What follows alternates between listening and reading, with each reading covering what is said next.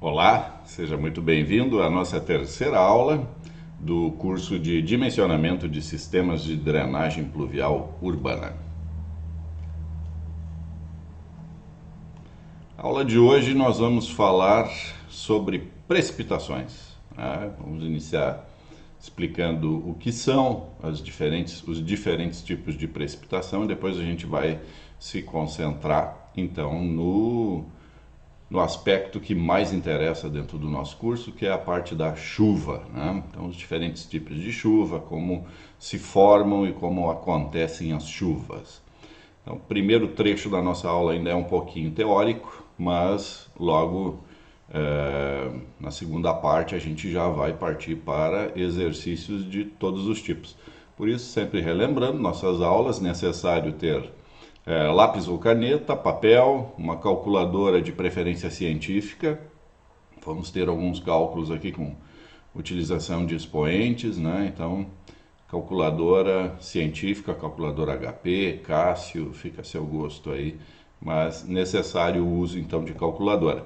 Para quem não tiver uma calculadora à disposição, pode utilizar planilhas do Excel. É bom a gente ir se acostumando a fazer o lançamento destas fórmulas nas planilhas do Excel, porque quando nós avançarmos no dimensionamento, né, nós vamos fazer essas planilhas que automatizam esses cálculos. Então a gente precisa saber lançar estas fórmulas dentro das planilhas, ok? Então vamos lá. Precipitações em bacias. A precipitação é entendida como qualquer forma de água proveniente da atmosfera que atinge a superfície terrestre, né? Ou seja, relembrando, precipitação é aquela parcela descendente, vamos dizer assim, entre a atmosfera e a superfície dentro do ciclo hidrológico. Então, o que diferencia as várias formas de precipitação é o estado em que a água se encontra durante essa precipitação. Então, nós temos que Saraiva é a precipitação sob a forma de pequenas pedras de gelo arredondadas com diâmetro em torno de 5 milímetros. Seria o granizo miúdo, como o pessoal chama no interior do Rio Grande do Sul. Granizo é a precipitação sob forma de pedras de gelo, podendo ter a forma arredondada ou irregular, tanto faz, com diâmetro superior a 5 milímetros. E destes 5 milímetros nós podemos chegar até pedras de granizo com tamanho maiores do que uma bola de tênis, maiores do que uma laranja, inclusive. Neve é a precipitação sob forma de cristais de gelo que durante a queda coalescem formando blocos de dimensões e formas variadas. Aqui a palavra coalescem, ela significa se unem. Coalescer é unir, tá? Orvalho é a condensação do vapor d'água, do ar, sobre objetos expostos no ambiente durante a noite devido à redução da temperatura do ar até o ponto de orvalho. Geada é a formação de cristais de gelo, novamente a partir do vapor de água do ar, de maneira semelhante ao orvalho, porém a temperatura inferior ou próxima a 0 grau. Chuvisco, neblina, garoa, no Rio Grande do Sul se usa também a expressão cerração, são formas de precipitação de água na fase líquida muito fina e de baixa intensidade. E chuva é a ocorrência da precipitação na forma líquida com intensidades superiores à anterior, superior ao chuvisco, à neblina e à garoa.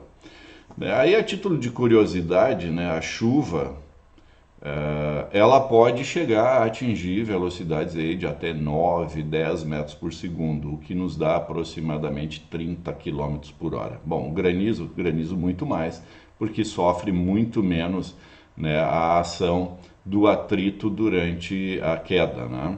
Então ele vai atingir velocidades bem superiores. Novamente, quanto maior a pedra de granizo, maior a velocidade, né, que essa pedra vai conseguir atingir. Então, a formação das precipitações, como é que se formam as precipitações?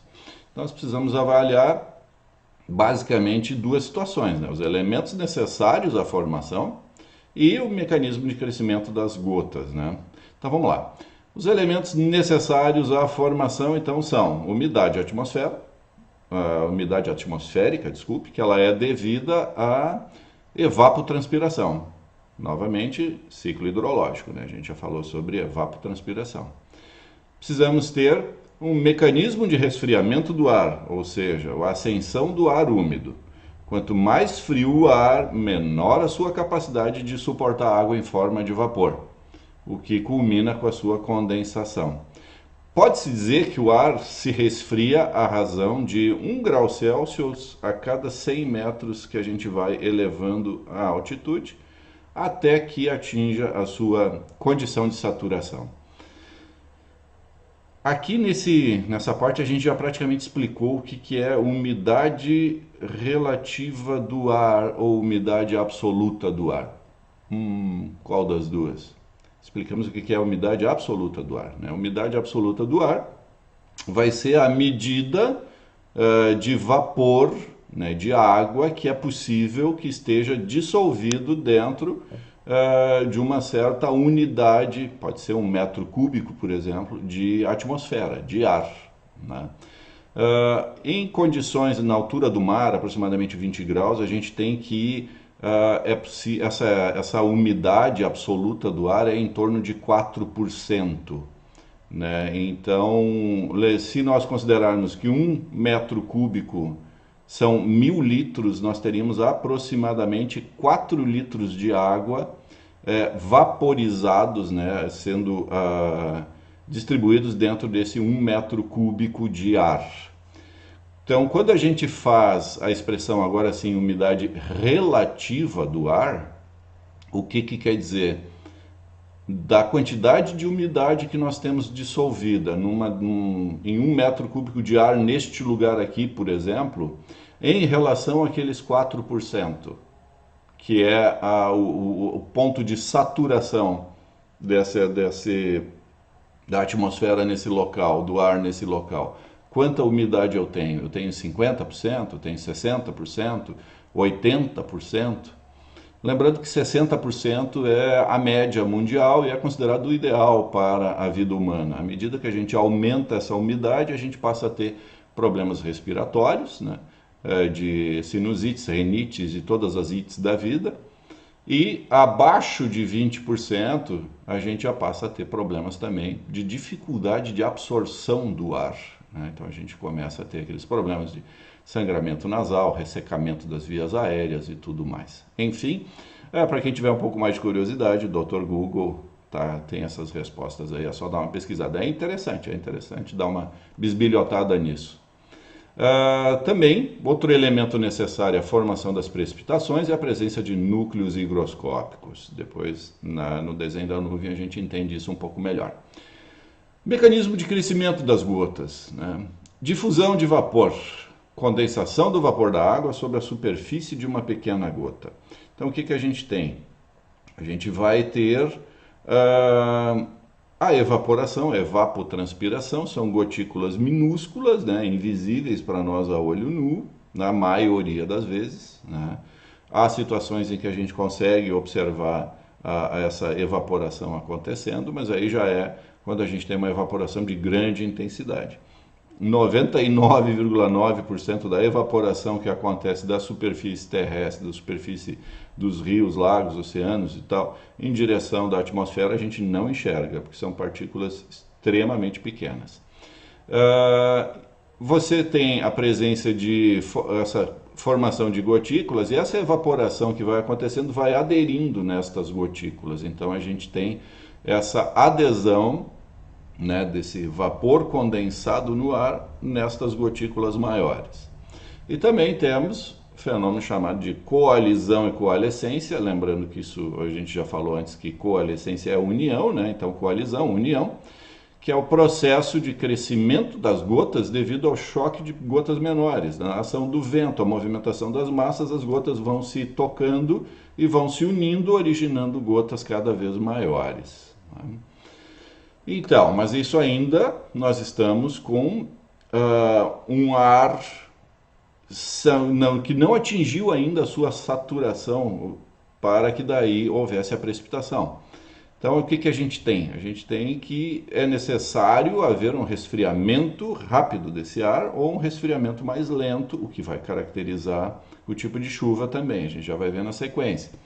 Então, para que ocorra o resfriamento do ar úmido, há necessidade de sua ascensão, o que pode ser devido aos seguintes fatores: ação frontal de massas de ar quente ou ar polar, a gente já vai ver, convecção térmica, ou o próprio relevo pode ser um gerador, um fato criador de chuvas, de precipitações. Então, a maneira como esse ar úmido ascende, sobe, caracteriza, né, o tipo de precipitação que a gente vai ter. Então, devido à sua capacidade de gerar escoamento, a chuva constitui a forma de precipitação com maior interesse para a hidrologia. Tá?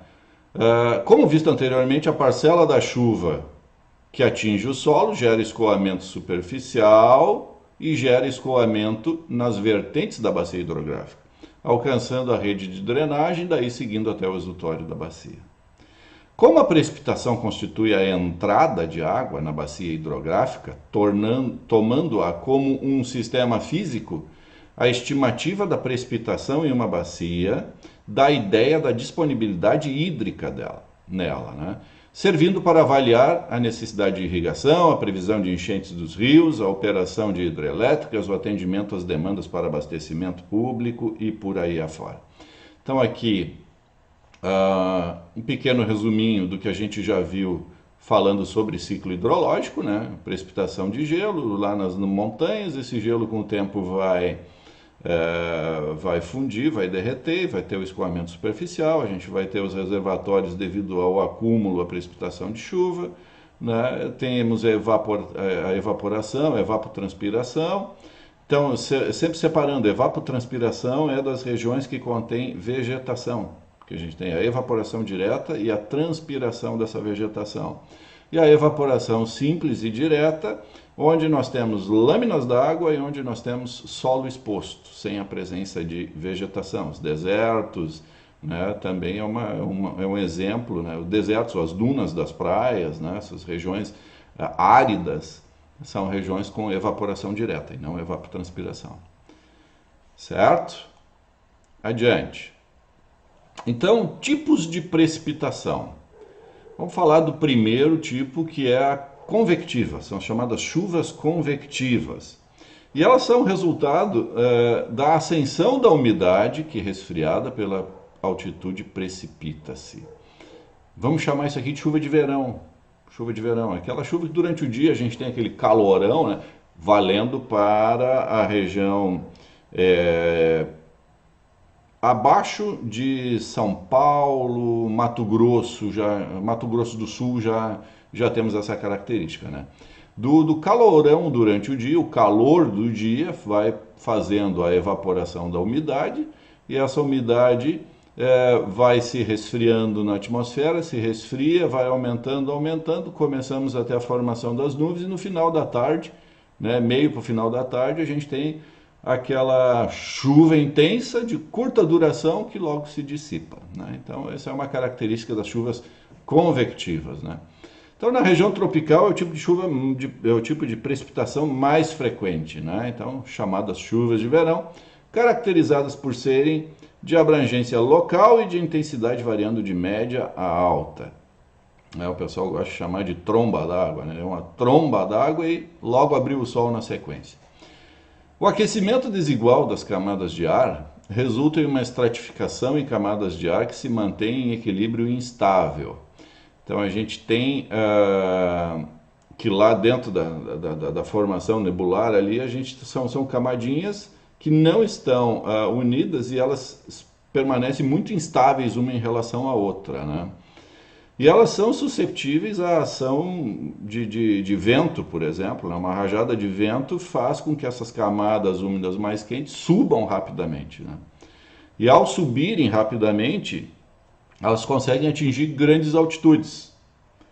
Elas sofrem então uma rápida expansão adiabática, se resfriando, condensando, E com os intensos movimentos turbulentos no interior da nuvem formada, né, trovões e tudo mais, isso que a gente ouve, são essas movimentações internas da nuvem, né, que acabam, sempre lembrando que quando a gente lida com umidade, com aquecimento, resfriamento, a gente tem liberação de energia, né? Então, quando um fluido ele se evapora, né? Quando ele se condensa, quando ele se torna vapor, ele faz liberação de energia, ele faz absorção de energia, né? E quando ele condensa, ele libera energia. Então isso pode originar chuvas de grandes intensidades com curtas durações e pequenas abrangências, né? Então são as nossas chuvas mais tradicionais aqui da região sul na época de verão, primavera, né? Como é que funciona? A gente tem aqui já partindo da fase já da formação da nuvem, mas originalmente a gente tinha todo aquele processo de evaporação, e vai se formando uma nuvem, né? Essa nuvem tem temperaturas bem variadas entre elas, né? Então você tem a presença de água ou de vapor mais frio nas camadas altas, né? O que pode chegar aí a 7 km, 8 km de altitude, até 10 km de altitude, né? Nesta primeira fase, e aqui nas camadas inferiores ainda são temperaturas mais altas, né? Então, normalmente ainda acima de zero e lá em cima e abaixo de zero, né? A umidade vai aumentando, vai aumentando, vai aumentando, e aí a gente começa a ter a coalescência nas camadas internas, e nesse momento a nossa nuvem aqui já está chegando a 12 km de altura, 13 km de altura, né? E aí você tem a coalescência dessas gotas maiores, a resfriação, né? O resfriamento dessas gotículas, e nós passamos a ter a ocorrência das precipitações. Veja que nesse fenômeno, o que acontece? Por que as chuvas são caracteristicamente intensas nesse tipo de nuvem? Porque as precipitações começam a se formar nas camadas mais altas dela. E à medida que ela, então, começa a precipitar, ela vem carreando a umidade que tiver mais abaixo. Por isso, dessa intensidade grande, né? Porque ela começa com um percentual precipitando nas partes mais altas da nuvem que vem carregando, vem arrastando as gotículas aqui das camadas inferiores, né? Então, por isso são nuvens que se descarregam de maneira muito rápida, porque aquelas camadas refrigeradas da parte superior da nuvem acabam arrastando as partes inferiores da nuvem junto. Então, quando termina essas camadas superiores ali, a parte que já houve essa coalescência toda já precipitou, ainda resta a umidade lá em cima, mas a gente tem então a dissipação dessa nuvem, né? Essa aqui é uma ilustração feita em 1968 por Petersen. Chuvas orográficas são as chuvas que ocorrem por conta do relevo da região. Então são uma característica das regiões de encosta de serra, né? Especialmente as regiões litorâneas, onde a gente tem massas de ar maiores, e também temos no interior do Brasil as regiões onde nós temos grandes áreas úmidas e próximas a ela a presença de encostas de serra, né? A gente vai ter isso, algumas serras de menor altura em Rondônia, vamos ter na parte oeste da Amazônia, no Mato Grosso também temos a Serra do Amolar, se eu não me engano é esse o nome, que faz ali aquele espinhaço, né, ao longo de uma parte do Pantanal, né? Mais especificamente do Rio Grande do Sul até o Espírito Santo, vamos dizer assim, nós temos os paredões, as encostas da Serra Geral, que é onde mais acontece esse tipo de precipitação. Então, o que acontece, né? Essas chuvas são chamadas também de relevo nuvens, que se deslocam horizontalmente e, ao encontrarem um relevo montanhoso, ascendem e se resfriam, precipitando. Ou seja, traduzindo, nós temos a formação de nuvens aqui na camada litorânea sobre a superfície do mar. Essa nuvem vai aumentando a sua densidade com o movimento do vento em direção da terra, chega, atinge a encosta da serra e ela é forçada a subir. E ao subir ela se resfria e precipita naquele local. Então são chuviscos, neblinas e garoas típicas do mar do Brasil. Também chuvas intensas, né? O mais comum são esses chuviscos, neblinas e garoas, tá? Quando a gente tem nuvens de baixa densidade. Mas a gente tem a situação de chuvas de alta intensidade e localizadas. Também são esse tipo de chuvas aqui que provocam enxurradas nessas regiões montanhosas. Tá? Ocorre quando uma massa de ar úmido provinda do oceano é forçada a subir a grandes altitudes por encontrar uma cadeia montanhosa. Então, do grego oro, montanha, né? Em sua rota, sofrendo resfriamento e condensando. As chuvas desse tipo atingem áreas de abrangência maiores do que as do caso anterior, tendo duração maior e menor intensidade. Quando nós temos essas formações de nuvens, é normal que essas nuvens elas percorram, né, que elas andem, digamos assim, um bom trecho ao longo dessa encosta de montanha até um ponto de fuga, né? Ponto de fuga, que a gente quer dizer um local com uma altitude menor em que ela consiga fazer essa passagem, sendo empurrada pelo vento. E nesse caminho ela vai precipitando.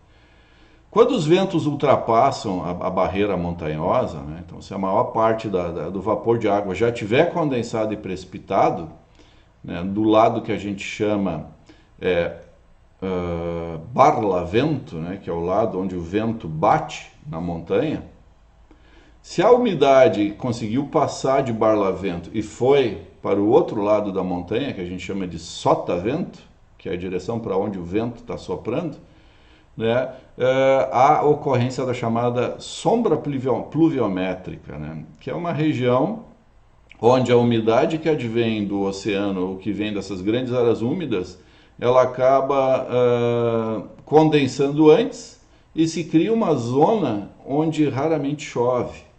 Né? No Nordeste, então, a gente vai ter aquela divisão entre zona da mata, né, as zonas úmidas, e o sertão, o agreste, devido à presença desses elementos montanhosos aí que fazem o bloqueio da umidade, então. E essas regiões, então, são chamadas as semiáridas, né? São causadas por esses ventos de ar seco, já que a umidade foi descarregada na encosta a barlavento. Entretanto, o ar também pode ser obrigado a subir quando passa do oceano para o continente, sem a presença de uma barreira de montanha. No inverno, isso acontece mais, ou à noite, quando a terra está mais fria do que a água do oceano, o ar carregado de umidade é obrigado a subir ao encontrar a massa de ar em contato com o continente, que está mais frio. Né? Então, a massa de ar que está sobre o continente é uma massa de ar mais frio, e a massa de ar que vem do oceano é uma massa de ar mais quente. A massa de ar mais fria é mais densa, massa de ar quente é menos densa e ela sobe. Então ela tem essa elevação brusca e ao elevar ela vai se resfriar e nós vamos ter então a ocorrência dessas precipitações. Então aqui nós temos aqui uma região úmida, né? Pode ser o oceano, um pantanal, né? Um lago muito grande, né? Então tem a formação da evaporação, as nuvens se formam nesta região aqui, né? E o vento, né? O fluxo de ar dominante, o vento dominante é naquela direção, na direção das montanhas. Quando esta nuvem atinge aqui, ela é forçada a subir. E ao subir, ela vai descarregar o seu volume, né, de água aqui, ela vai condensar e vai chover. Até podem passar nuvens, e normalmente passam nuvens para o outro lado, mas são nuvens de baixa densidade, né, sem a coalescência necessária para que haja as precipitações. Então são as nuvens que ficam passando sobre a região do semiárido, sobre as regiões secas e não chove nunca. Por quê?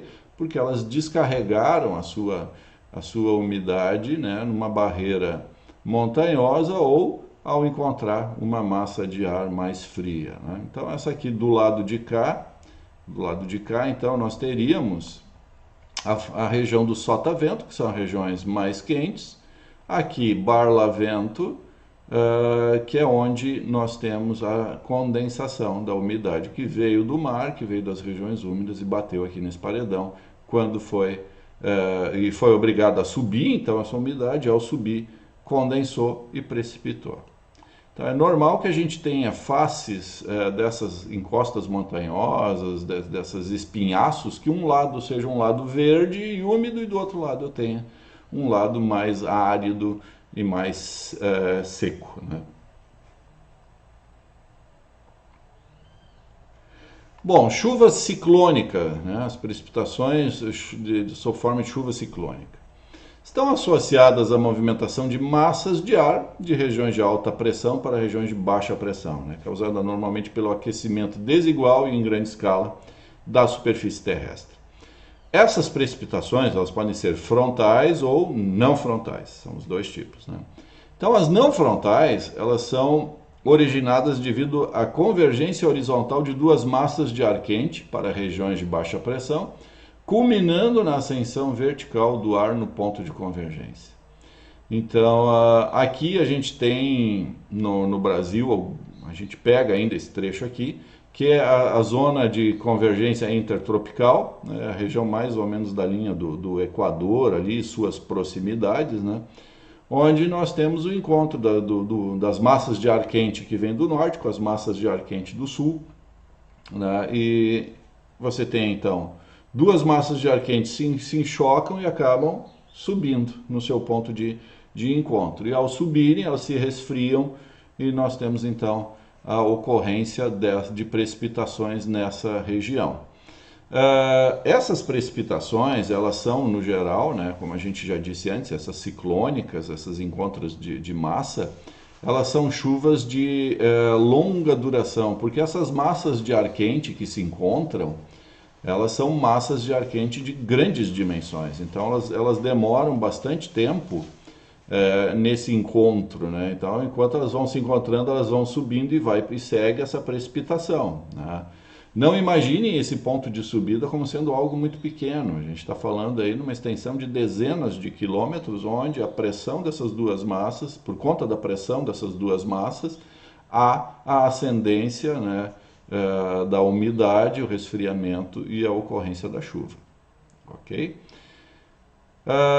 Precipitações frontais, então, elas se originam devido à ascensão de uma massa de ar quente sobre uma massa de ar frio, né? Então, são massas que têm densidades diferentes. Então, tu tens uma massa fria, pode ser com alguma umidade, normalmente é pouca umidade, mas pode ter ocorrência também de um pouquinho de umidade nela, e essa massa de ar quente, que é uma massa mais úmida, que vai ter que subir, né? O que é quente sobe e o frio desce, e ao esse ar quente subir, ele se resfria e há então essa precipitação, né? Então, quando nós temos a precipitação devido ao deslocamento de uma massa de ar quente, né, que foi empurrada por uma frente fria, né, foi obrigada a subir porque a frente fria avançou, então nós temos a chuva devida à frente fria. Então, chuva de frente fria. Agora, quando acontece o contrário, quando a gente tem uma massa de ar frio e tem uma massa de ar quente maior, e essa massa de ar quente vai empurrando a massa de ar frio, né, e aí vai subindo e resfriando, nós temos a chamada chuva de frente quente. Então, ambas as situações, elas são chuvas de longa duração, e a intensidade é variável, né? Eu posso ter chuvas de baixa intensidade, posso ter também chuva de grande intensidade. Então, como é que acontece esquematicamente aqui? Quando eu tenho uma massa de ar frio que está em deslocamento da esquerda para a direita e encontro uma massa de ar quente, essa massa de ar quente vai ser empurrada para cima, ela vai subir, né? O ar quente sobe. E ao esse ar quente subir, ele vai se refrigerar, ele vai se resfriar, vai condensar e precipitar. E eu também posso ter, né, o avanço de uma massa de ar quente sobre uma massa de ar frio. Então, esse ar quente também vai subir, condensar e precipitar. Então aqui, ó, quando a gente vê na meteorologia, uma frente fria avançando de sul para norte, né? Essas frentes frias são as que causam essas chuvas de longa duração, especialmente na região sudeste do Brasil, aí, Minas Gerais, São Paulo, esses avanços das frentes frias, são massas que iniciam a sua movimentação a partir do Polo Sul, da região da Patagônia especialmente, né? Eles vêm perdendo intensidade, mas ainda chegam aqui sobre o Brasil com uma característica de serem bem mais frias do que as massas de ar que estão sobre o Brasil, né? Então a gente tem esse avanço da frente fria que encontra o ar quente com a umidade evaporada aqui sobre o continente brasileiro, e a gente tem então a ocorrência dessas chuvas. Então, lembrando que são chuvas de longa duração, e essa longa duração pode ser entendido 1 dia, 2 dias, até 10 dias de chuva aí, quase que ininterrupta. Então, resumão aqui, a gente comparando os 3 tipos de chuva: evapotranspiração, condensação, precipitação. São as chuvas convectivas, chuvas localizadas. As chuvas se formam numa região e precipitam nessa mesma região. Tá? Então tem característica bem regional, de amplitude reduzida.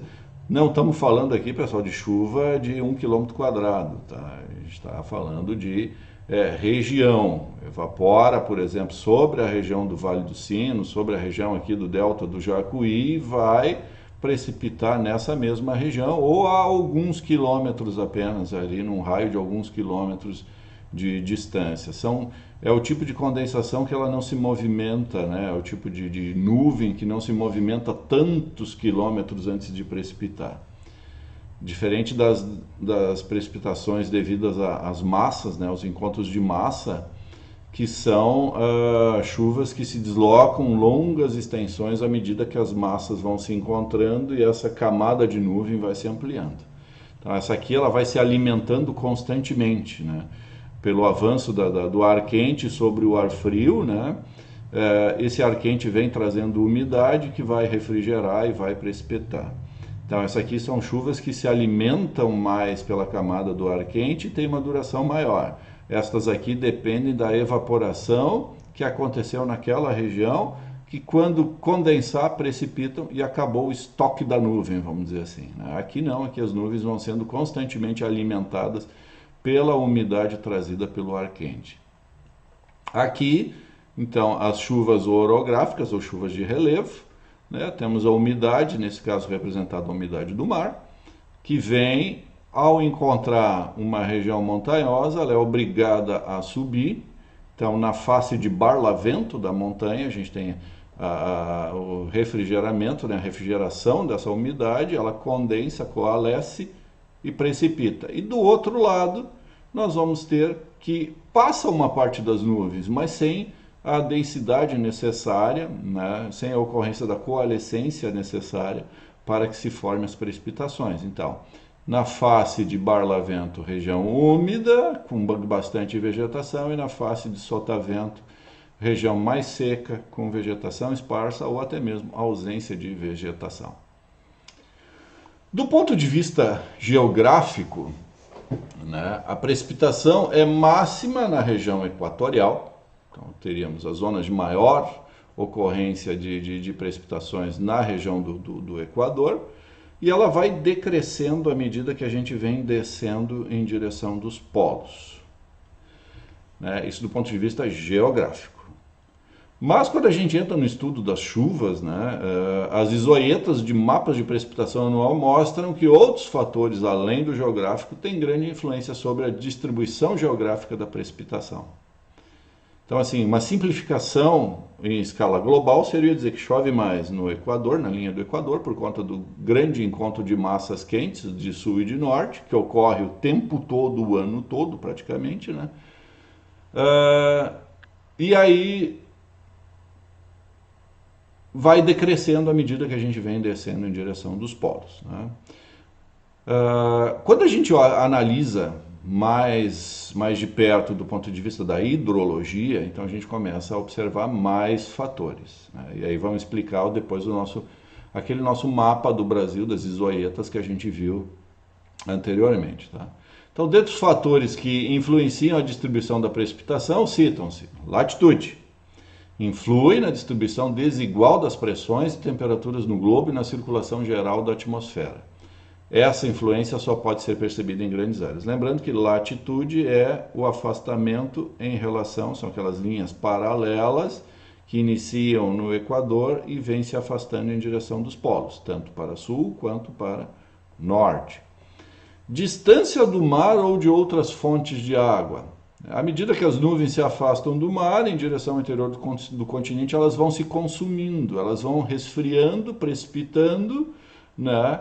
De forma que se pode esperar uma redução quase que total, se não total, da precipitação à medida que essas nuvens entram para dentro do continente, né?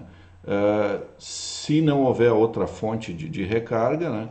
Ou pode ser o caso de precipitações como, por exemplo, as que se originam na Amazônia e que vêm se movimentando pelo grande rio Aéreo rumo sudeste e sul do Brasil. Elas vêm perdendo intensidade nesse caminho, né?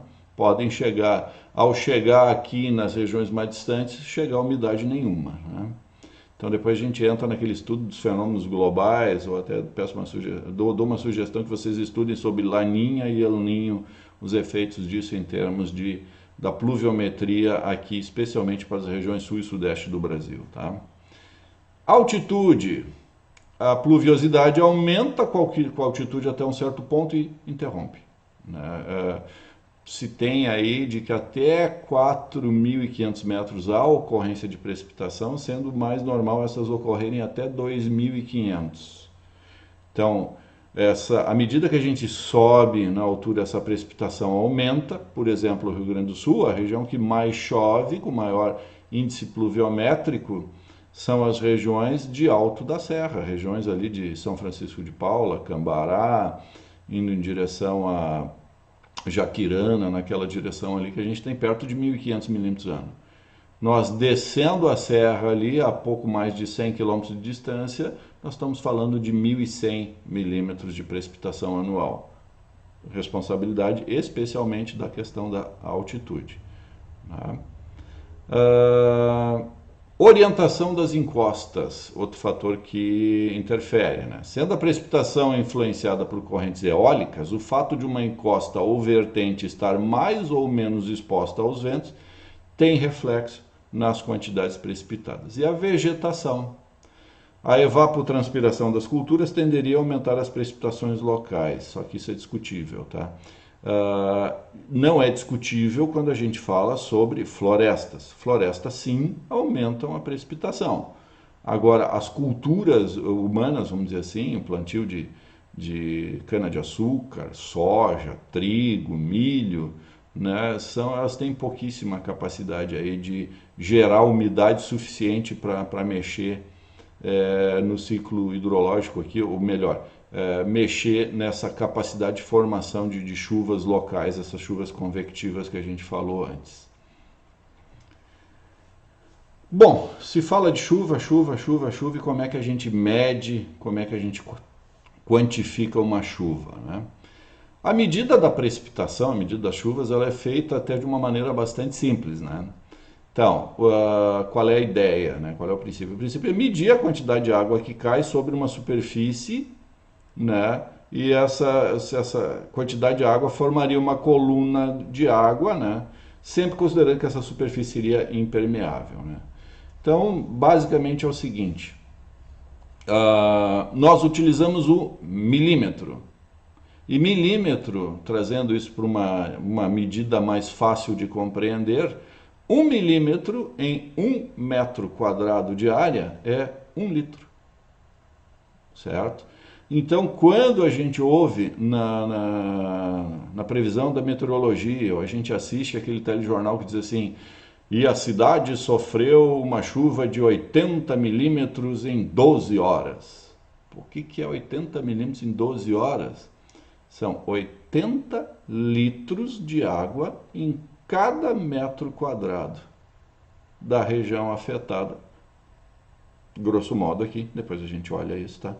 Da região que foi afetada por essa chuva. Então a gente pode fazer um cálculo, né? Se o meu terreno tem 100 metros quadrados, no meu terreno caíram 8.000 litros de água. Né? Foram 80 milímetros de chuva, são 80 litros por metro quadrado. Vezes 100 metros quadrados, 8.000 litros. Foi a quantidade de água que caiu sobre o meu terreno, sobre o meu lote. Né? Os instrumentos usuais de medir a precipitação são o pluviômetro e o pluviógrafo, né? Descritos sucintamente a seguir. Né? Quem quer entender mais sobre o funcionamento desses dois, inclusive o pluviômetro pode ser feito um pluviômetro caseiro, tá? Dá para fazer um pluviômetro caseiro, funciona tão bem quanto esses outros, ok? Então, o pluviômetro é constituído por um recipiente metálico dotado de um funil com um anel receptor, né, na figura da página seguinte, geralmente com uma proveta graduada para a leitura direta da lâmina d'água precipitada. Então, esse instrumento armazena a água da chuva e, fazendo-se a leitura da proveta, tem-se a lâmina precipitada, ou seja, a intensidade não. A gente está falando aqui de coluna de água, altura pluviométrica. Normalmente a leitura é feita às 7 da manhã, ou às 9 da manhã, ou ao meio-dia, né? Depende do padrão daquele posto de leitura. Né? Pode ser feito por um técnico, né? Pode ser feito por um morador da região. Existem estações pluviométricas que ficam dentro da casa de moradores e repassam a informação para os órgãos de controle municipais ou regionais, né? Então, o pluviômetro, então, traduzindo aqui, né, é uma espécie de um funil com uma boca padrão. Esses aqui são os normalizados, tá? Os são que seguem a norma, né? Então, ipsis litteris, chamado Ville de Paris, né? Esse tipo desse pluviômetro aqui é o Ville de Paris. Ele tem uma boca padrão de 400 centímetros quadrados, tem um formato, então, cônico aqui, com uma torneirinha aqui no fundo. Ele vem acumulando a água dentro dele, né? Então, se usa uma proveta graduada, que varia de 7 até 80 milímetros, e ela tem esse formato também cônico aqui, né? Porque se nós fazermos uma proveta de 80 milímetros em formato cilíndrico, ela ficaria bastante longa, ficaria bem ruim de manipular, né? Então, uma vista de topo, ela é um funil, né? Capta toda a água que cai nessa superfície e guarda dentro do reservatório. Ela tem uma altura padrão de instalação, que é 1,50 m, e tem alguns critérios de que é preciso que haja uma zona limpa na região. Eu não posso botar um pluviômetro embaixo de uma árvore, não posso botar o pluviômetro do lado de um prédio muito alto, né? Eu preciso que a face superior dele seja livre, né? As chuvas inclinadas, chuva vertical, para que eu tenha a maior precisão possível nesta informação. Então, esses postos eles podem ser cercados ou pode estar no meio de praças, né? Então, são as mais variadas maneiras de instalação deles. Então, aqui, o funil fixado e a torneirinha. Esse aqui seria o padrão de instalação num suporte. Mas também pode ser adaptado, né, numa estrutura cilíndrica aqui, né? Ele fica todo ele encaixado acima da altura do muro, para que o muro não ofereça influência, né? Então a água cai aqui no topo e aqui foi feito então um recorte para poder encaixar a proveta graduada, né? Isso aqui é um posto chamado Assis Chateaubriand. Tá? O outro instrumento utilizado para registrar a precipitação, o pluviógrafo, ele difere do pluviômetro basicamente por possuir um mecanismo de registro automático de precipitação. Naquele anterior, lá o pluviômetro, todo dia o operador vai lá, seca o reservatório e anota, ó, às 7 horas do dia 9 de outubro, eu drenei aqui 28 milímetros de água. No dia seguinte, no dia 10, ó, dia 10 do 10, 7 horas eu drenei 3 milímetros de água. E assim ele vai tendo a informação diária, vai fazendo esse registro, mas é manual. Então todo dia ele vai lá e faz a sua anotação de maneira manual. O pluviógrafo, então, diferente do pluviômetro, ele vai fazendo esse registro de maneira automática. Tá? Então, ele já existe há bastante tempo, né? E os modelos mais antigos, então, eles usavam um disco, né, com um papel graduado e uns bracinhos que iam oscilando conforme o volume de água dentro do reservatório ia aumentando, esse bracinho ia subindo e ia riscando o papel. O papel ele vai girando também com uma velocidade padronizada, né? Então eu consigo com isso fazer o registro da precipitação de minuto em minuto, de hora em hora, né? Eu consigo ter esse gráfico do quanto precipitou. Bom, mas ele não é infinito, né? Então, quando ele chega na altura de enchimento do reservatório, o reservatório se esvazia, o bracinho desce e começa o registro de novo, né? Então, a leitura a gente sempre começa lendo, vem lendo o gráfico aqui, chegou no topo, continua de baixo e vai somando, né? Ele é cumulativo aí. Isso é o sistema de bracinhos, tá? Com registro em papel. Os pluviógrafos mais modernos já fazem tudo de maneira eletrônica, né? Podem transmitir os dados online ou fazem esse registro de massa, como a gente chama, que é e gravam um e-mail magnético, né? De tempos em tempos o operador vai lá, retira essa informação ou transfere essa informação para o notebook e carrega isso sob forma de uma planilha, por exemplo, onde a gente vai ter a precipitação hora a hora, dia a dia, está tudo ali planilhado, está tudo ali registrado, né? Então, para acionamento do mecanismo de registro, seja em papel, seja no meio magnético, né, tem dois tipos principais de sensores, né? São chamadas cubas basculantes, cujo enchimento e vertimento acionam o registro, e o reservatório equipado com um sifão. Para quem lembra daquelas aulas lá de física, lá do segundo grau, né, o que acontece com o sifão? Nós temos deixa eu ver se aqui é a figurinha, aqui ó, nós temos um reservatório que tem essa altura aqui e um sifão que sai da parte de baixo dele, tá? Então, à medida que a água vai sendo coletada aqui por cima, desce por esse tubinho e vai enchendo esse reservatório, até aqui não acontece nada, vai subindo, vai subindo, vai subindo. Quando atinge a altura de sifão, essa água começa a verter. E ao verter, ela suga toda a água e volta a ficar com esse nível aqui. Então ela esvazia praticamente, né, o recipiente e começa a acumular de novo. Tá? Então o efeito de sifão lá, temos que dar uma estudadinha lá nas aulas de física lá do segundo grau. A gente não vai explicar isso aqui, tá bom? Então o reservatório equipado com sifão, sendo a variação do nível do reservatório a responsável pelo acionamento do registro. Então, dessa forma, o pluviógrafo permite ter informações mais detalhadas ao longo do tempo, além de maior precisão também.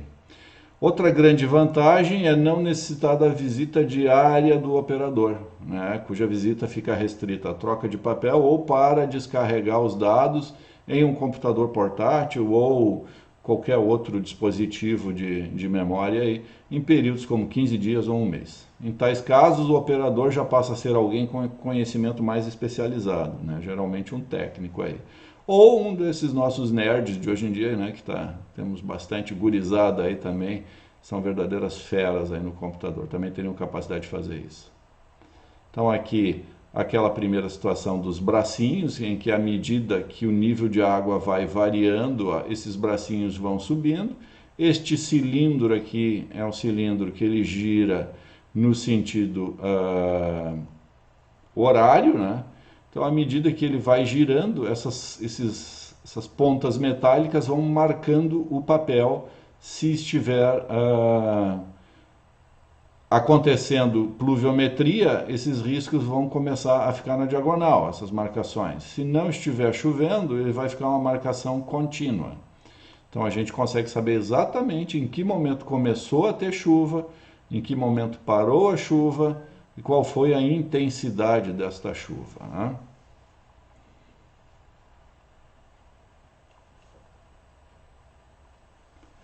Bom, análise das precipitações. Então, um posto de medição de chuva, um posto pluviométrico, é instalado e mantido com o objetivo de obter uma série ininterrupta de dados de precipitação ao longo dos anos. Entretanto, é comum a ocorrência de problemas mecânicos ou com o operador, de modo que normalmente existem períodos sem registro das precipitações ou com falhas nas observações. Como falhas são designados dados cujos valores são incoerentes ou denotem erros grosseiros, os quais são detectados por análise visual no primeiro contato com a série histórica de dados, ou mesmo só no momento do processamento das informações, durante os estudos hidrológicos. São comuns as falhas cuja origem é o preenchimento errado da caderneta pelo operador, constando valores absurdos de tão elevados ou com casas decimais acima da precisão do instrumento. Por exemplo, em dados diários, uma precipitação de 1000 milímetros com certeza representa uma falha de leitura. 1000 milímetros em um dia? Não, nem o recorde mundial tem isso, tá? Pois esse valor equivale ao precipitado anual em algumas regiões. Outro exemplo é o operador registrar um valor de 1,25 milímetros, sendo que a proveta utilizada lá no pluviômetro tem graduação de 0,1 em 0,1 milímetro. Então, tentar arbitrar um valor intermediário aí pode ser considerado um erro de leitura. Também pode ocorrer do operador não comparecer ao local. Tá chovendo muito, tá molhado, vou molhar todo para chegar lá no pluviômetro, vou dar um chute aqui, vou chutar uma leitura qualquer. Tá parecido com ontem essa chuva aqui, então vou registrar o mesmo valor de ontem. Né? Então, eu vou dizer que nem choveu. Deu uma chuvinha, foi uma chuvinha aí, não deu nem para molhar a grama direito, vou dizer que deu zero. Né? Então, a gente fica sujeito, quando há esta anotação por alguém não técnico, né, ou mesmo pelo técnico, um técnico meio preguiçoso, aí, vamos dizer assim, a gente fica sujeito a erros de anotações. Né? As falhas também podem ter origem em problemas mecânicos, tanto no sensor quanto no registrador do instrumento. Né? Pode ser por conta de falta de manutenção, pode ser por corrosão de algum elemento, né? Também pode ter havido a entrada de algum animal dentro do equipamento, né? Isso tudo pode ter danificado, ou mesmo a gente pode ter tido a presença aí de um outro animal irracional chamado ser humano vândalo, né? Enfim, é normal que as séries históricas de precipitação contenham falhas, as quais devem ser identificadas e excluídas, né, tornando as séries com espaços sem informação.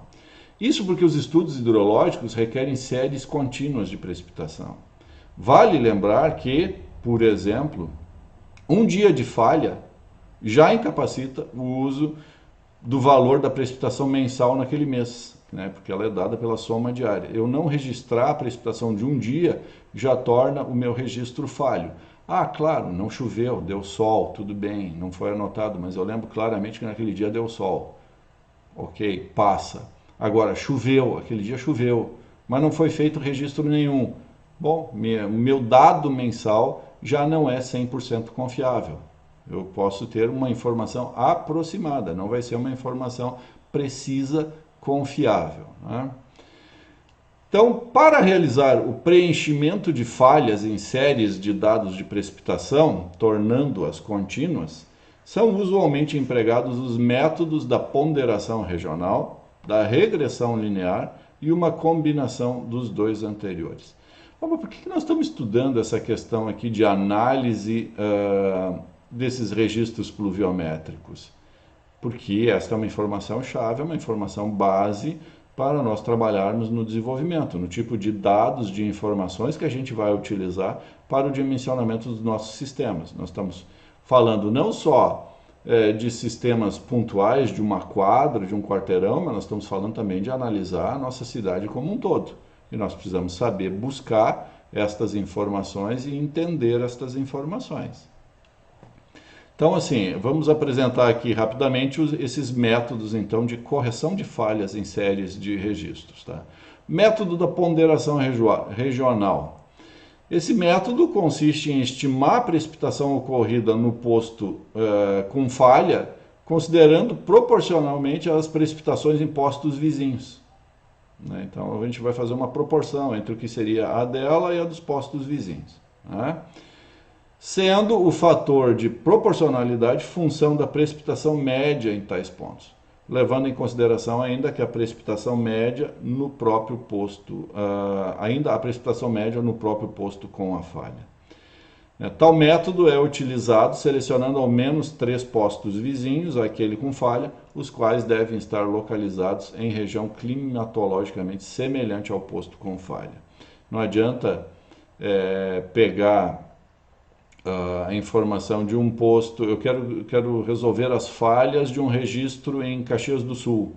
Então não me resolve eu pegar as informações de um posto em Santo Antônio da Patrulha, que é litoral, um posto em Passo Fundo e um posto em Vacaria. Eu não vou conseguir trazer informações para aquela região climatológica de Caxias do Sul. Eu precisaria ter mais postos em Caxias do Sul, propriamente dita, ou com a menor distância possível para que eu tenha mantido a característica climatológica. Então esse método é normalmente usado para séries mensais ou anuais, não sendo recomendado para séries diárias, né? Devido à grande variabilidade temporal e espacial da precipitação. A gente vai estudar logo mais variabilidade temporal e espacial.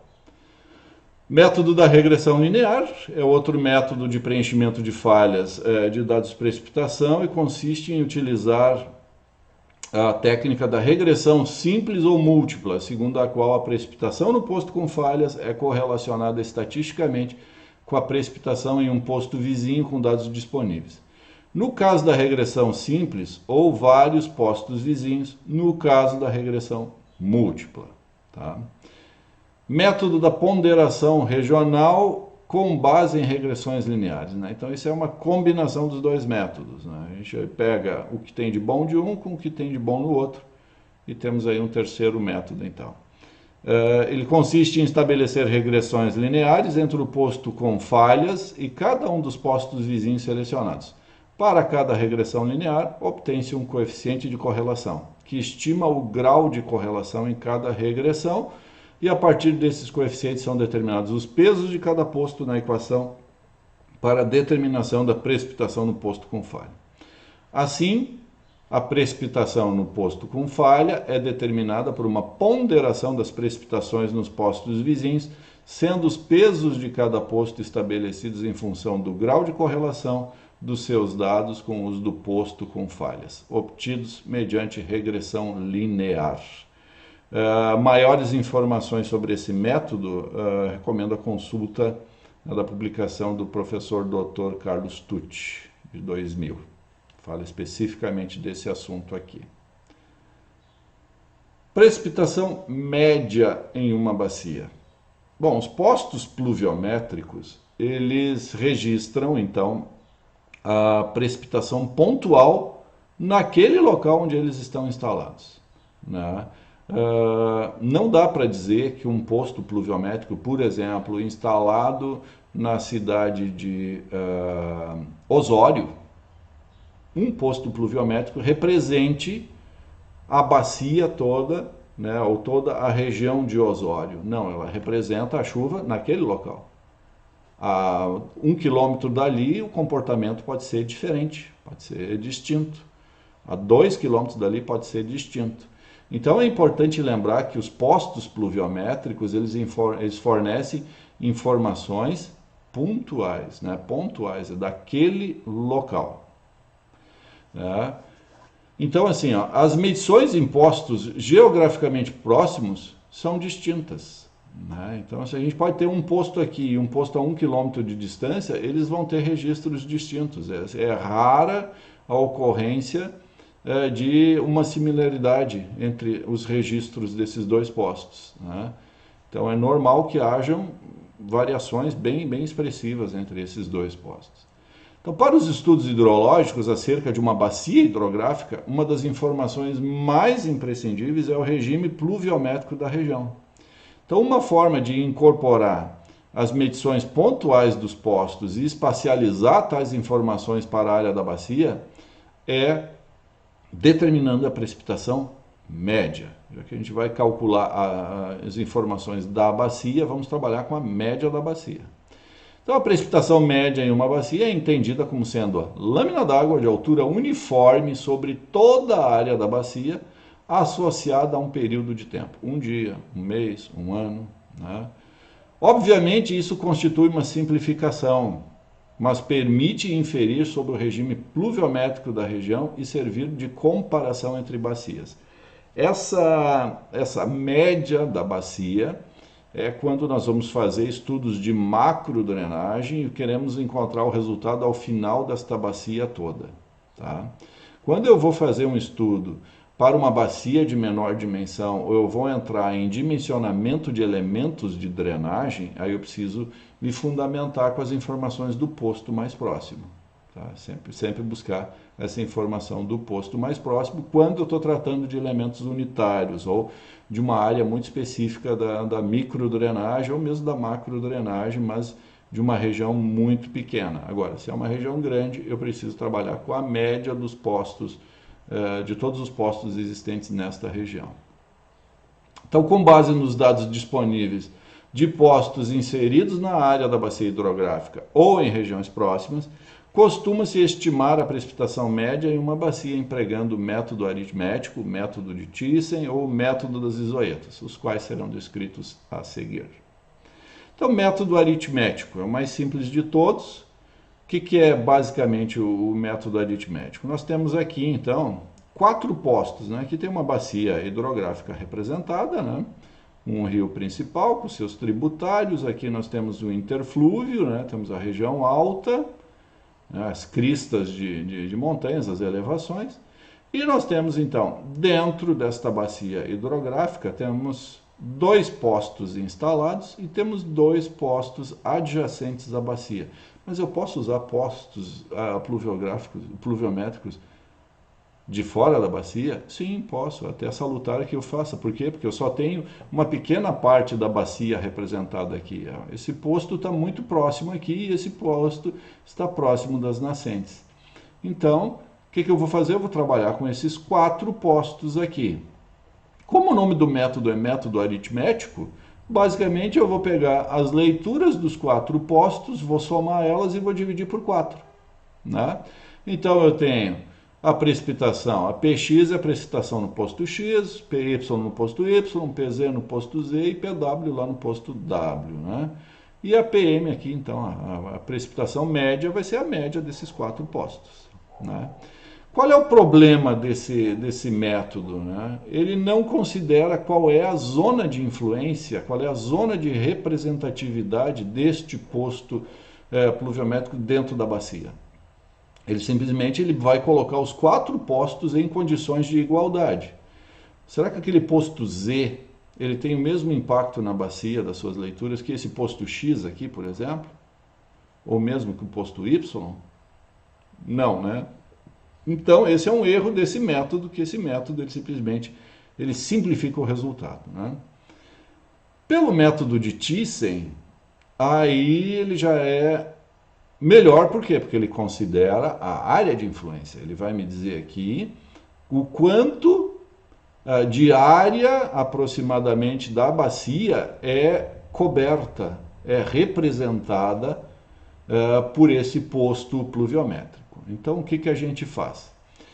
A gente vai pegar, né, os postos, aqui, os mesmos 4 postos que a gente tinha antes. Né? Nós vamos traçar linhas retas unindo eles e no seu ponto médio a gente vai traçar linhas ortogonais. Né? Vamos fazer aqui em ângulo de 90 graus, vamos traçar linhas no seu ponto médio.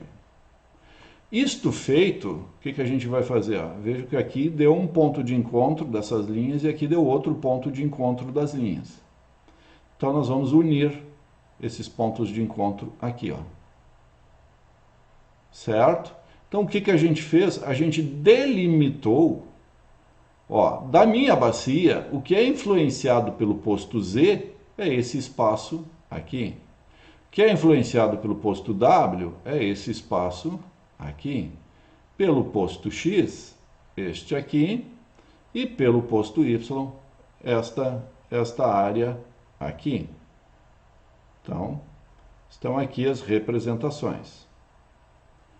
Vi que não pegou o cursor aqui, então vamos de novo. Ó, o Z então, está representado aqui. Ó. Voltando um passo, foi feito então as linhas ortogonais. Né? Do ponto de encontro das linhas ortogonais se traçou uma linha e nós temos então a delimitação das áreas. A área de influência do posto X, do posto Z, do posto W e do posto Y. Tá? Então, o que a gente vai fazer? Vai pegar a área de influência do X e vai multiplicar pela precipitação do X, a área de influência do Y pela precipitação do Y, e a mesma coisa para o Z e para o W. E isso tudo, então, a gente divide pela área da bacia. Com isso, a gente vai ter a precipitação média da bacia de maneira ponderada, em função de maneira ponderada não, em função das áreas de influência. Tá? Aqui, novamente, a representação. Então, esse método ele incorpora a questão espacial dos postos relativamente à bacia e define uma importância, né, para cada posto através da hipótese de que cada um teria sua área de influência na bacia.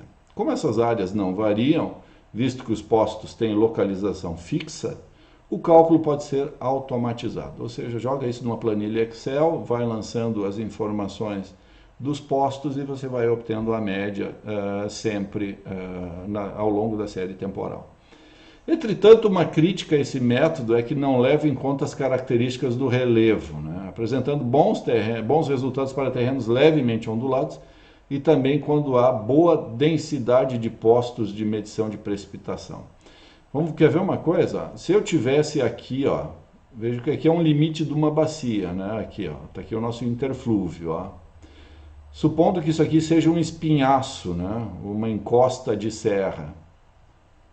Lembra o que acontece numa encosta de serra, quando eu tenho aquelas chuvas orográficas, né? Eu vou ter barlavento e vou ter sotavento. Eu posso estar com esse posto W, aqui, ó, por exemplo, esse posto W, volta aqui, mouse, aqui, na região de barlavento, que é uma região mais úmida, onde acontece mais precipitações. E o restante da área aqui ó, pode estar em sotavento. Então eu estou dizendo que nesta região toda aqui acontece a mesma precipitação que aqui, que é a região do barlavento, a região onde mais chove. Lembrando lá das chuvas orográficas, tá? Logo, eu não tenho confiabilidade nessa informação, mas o método de Thyssen, ele não leva isso em conta, tá?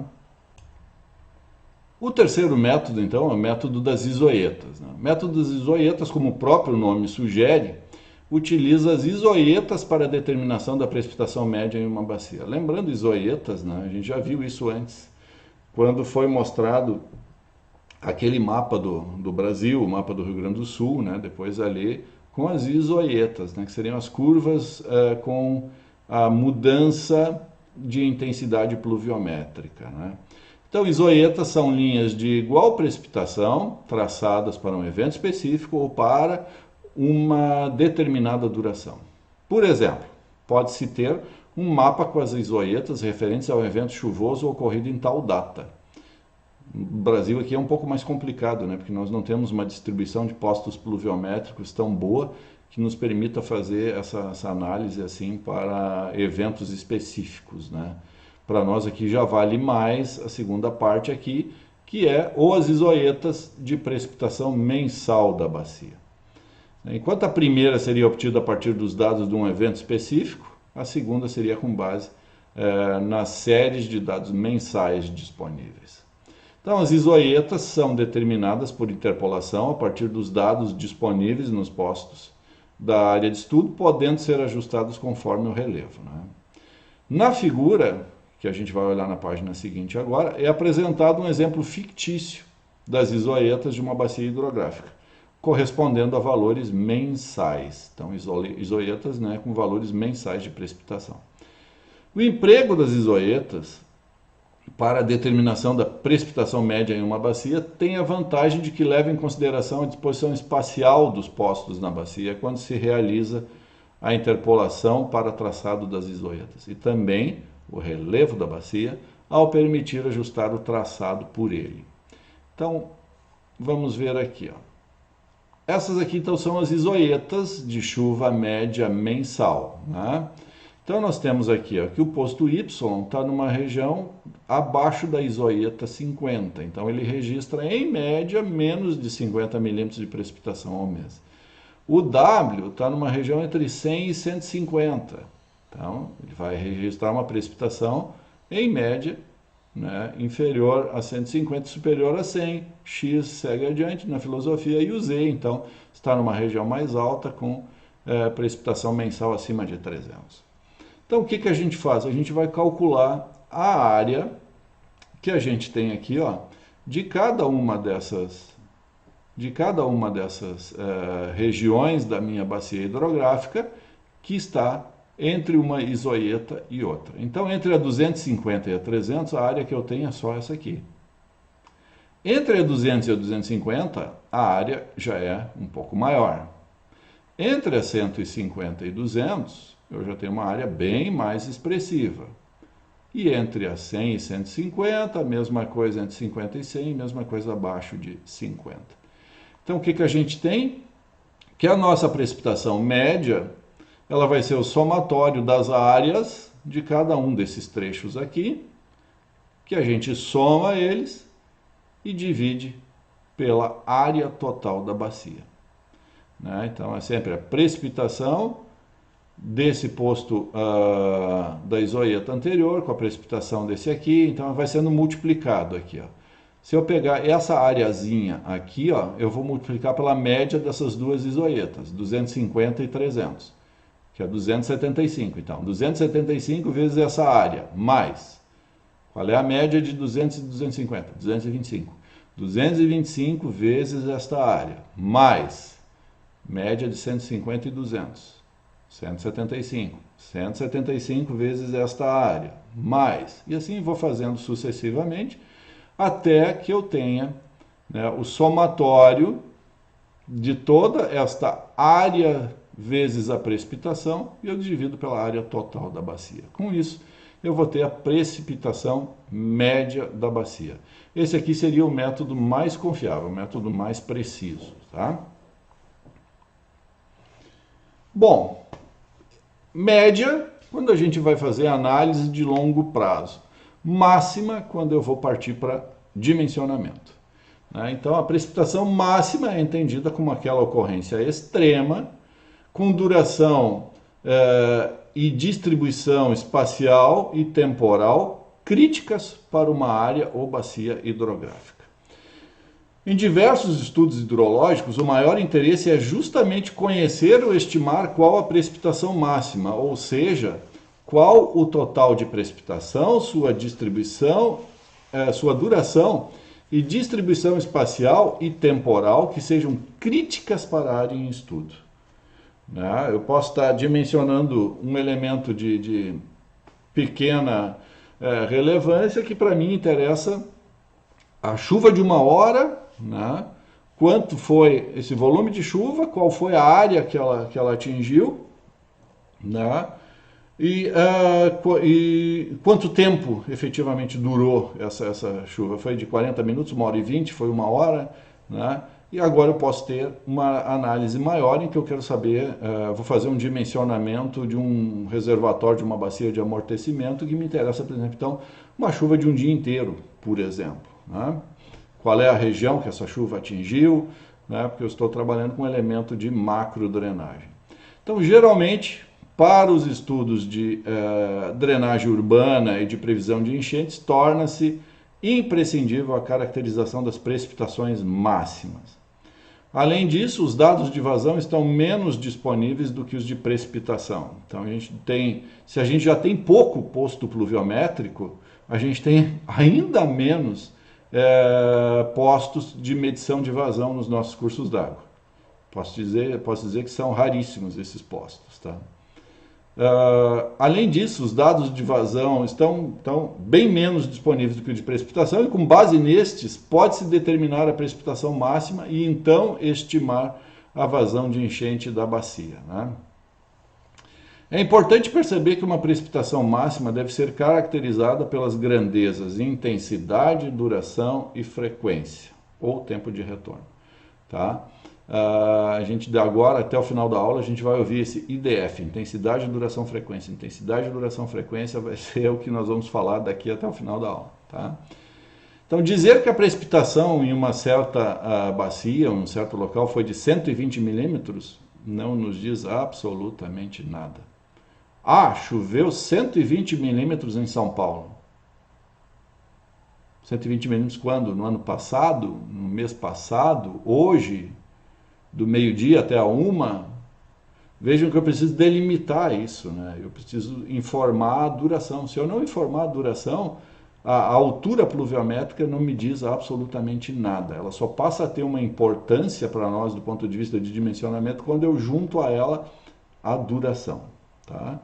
Então, ao associar a intensidade e duração de precipitação com o seu tempo de retorno, a gente passa a ter uma ideia da frequência da ocorrência e da precipitação máxima especificada. E, portanto, o quanto determinado projeto está vulnerável ou seguro ao considerar tal precipitação máxima. Assim, para caracterizar a precipitação máxima em uma área, são normalmente empregadas as chamadas curvas IDF, ou curvas de intensidade, duração e frequência. Tais curvas são obtidas a partir de dados de pluviógrafos, como apresentado por Tucci em 2000. Essa publicação é importante que vocês vejam, tá? Para um determinado tempo de retorno, nós vamos na fórmula aqui usar o TR, né? Então, TR vai ser aqui o nosso tempo de retorno. A curva IDF estabelece as máximas intensidades de precipitação para cada duração, tendo geralmente a seguinte forma. Então, a curva IDF, ela varia totalmente de lugar para lugar. Curitiba, de acordo com os últimos dados que eu tenho, tem 4 curvas IDF. Depende da região da cidade em que você está. Porto Alegre tem 4 curvas IDF. São Paulo deve ter bem mais do que isso, eu não tenho esse número. Mas cada cidade, cada localidade, cada região que tem a presença de um pluviógrafo ou de uma série histórica confiável, né?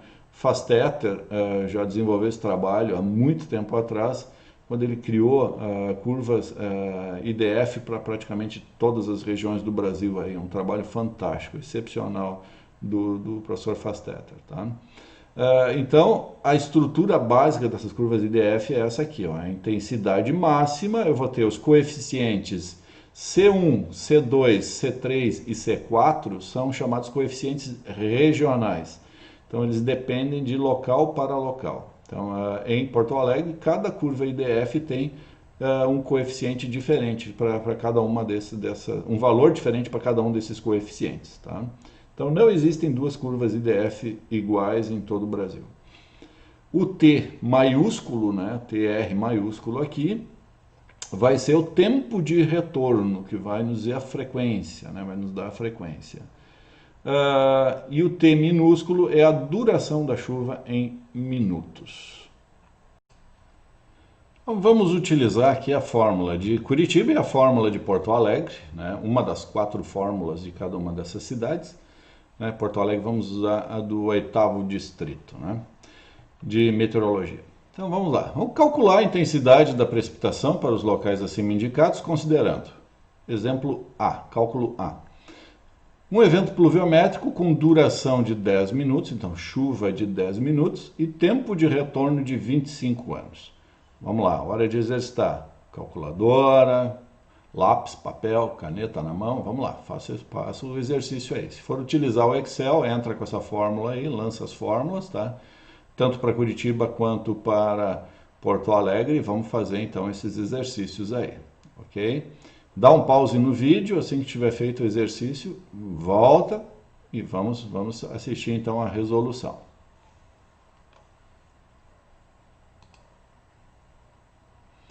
Muito bem, espero que você tenha feito aí. Vamos lá, precisa aprender, precisa entender isso aqui para poder acompanhar o restante do nosso curso. Então, tem que exercitar, vamos lá. Para Curitiba, então, substituímos o 10 e o 25 aqui na fórmula, no lugar da duração da chuva e do tempo de retorno. Porto Alegre, a mesma coisa, 10 e 25. Encontramos, então, 194,14 milímetros por hora para Curitiba, 165,20 milímetros por hora para Porto Alegre. Segundo exercício, calcular, então, a intensidade da precipitação para um evento pluviométrico com duração de 30 minutos e tempo de retorno de 50 anos. De novo, faz aí, pausa o vídeo, faz o exercício e volta assim que tiver resolvido. Então aqui, resolvendo o segundo exercício, substituímos aqui nas fórmulas, então agora o T, tempo de duração 30, tempo de retorno 50, mesma coisa aqui para Porto Alegre. Encontramos então para Curitiba 135,76, para Porto Alegre 106,55. Ora, mas tem uma coisa meio interessante nesse negócio aqui, né? A gente informa o tempo em minutos e encontra um resultado em horas, milímetros por hora. Sim, essas curvas IDF e essas chuvas intensas, a gente sempre vai trabalhar com elas comparando com uma chuva com duração de 1 hora. Então, logo adiante aqui a gente vai ver quanto de chuva acontece em 10 minutos quando nós temos uma chuva de 194,14 milímetros por hora. A gente vai ver quanto de chuva acontece, né, qual é a altura pluviométrica provocada por uma chuva de 30 minutos que tem uma intensidade de 106,55 milímetros por hora. Então, fica meio difícil da gente comparar chuvas com unidades diferentes, então se trabalha dentro do dimensionamento, dentro aqui desse estudo das precipitações, sempre com chuvas em milímetros por hora, para a gente poder comparar diferentes dentro de uma mesma unidade de medida, tá bom? Então vamos adiante aqui. Isso aqui é um gráfico da curva IDF. Então aquilo que está expresso lá sob forma de fórmula, de equação, aqui está representado sob forma de curvas. E como é que a gente faz a leitura dessas curvas? Aqui embaixo, ó, nós temos a duração da chuva em minutos. E aqui na vertical, nós temos a intensidade máxima em milímetros por hora. Cada curva dessas aqui representa um tempo de retorno. Tá? Eu vou dimensionar a sarjeta. Então, a gente trabalha em sarjetas com tempos de retorno de 2 até 5 anos. Eu gosto de trabalhar, opinião pessoal minha, tá? Gosto de trabalhar com tempo de retorno de 10 anos. Agora explicando o que é o tal do tempo de retorno, que vai ser visto mais detalhadamente lá na frente, tá? Então, uma mera passadinha.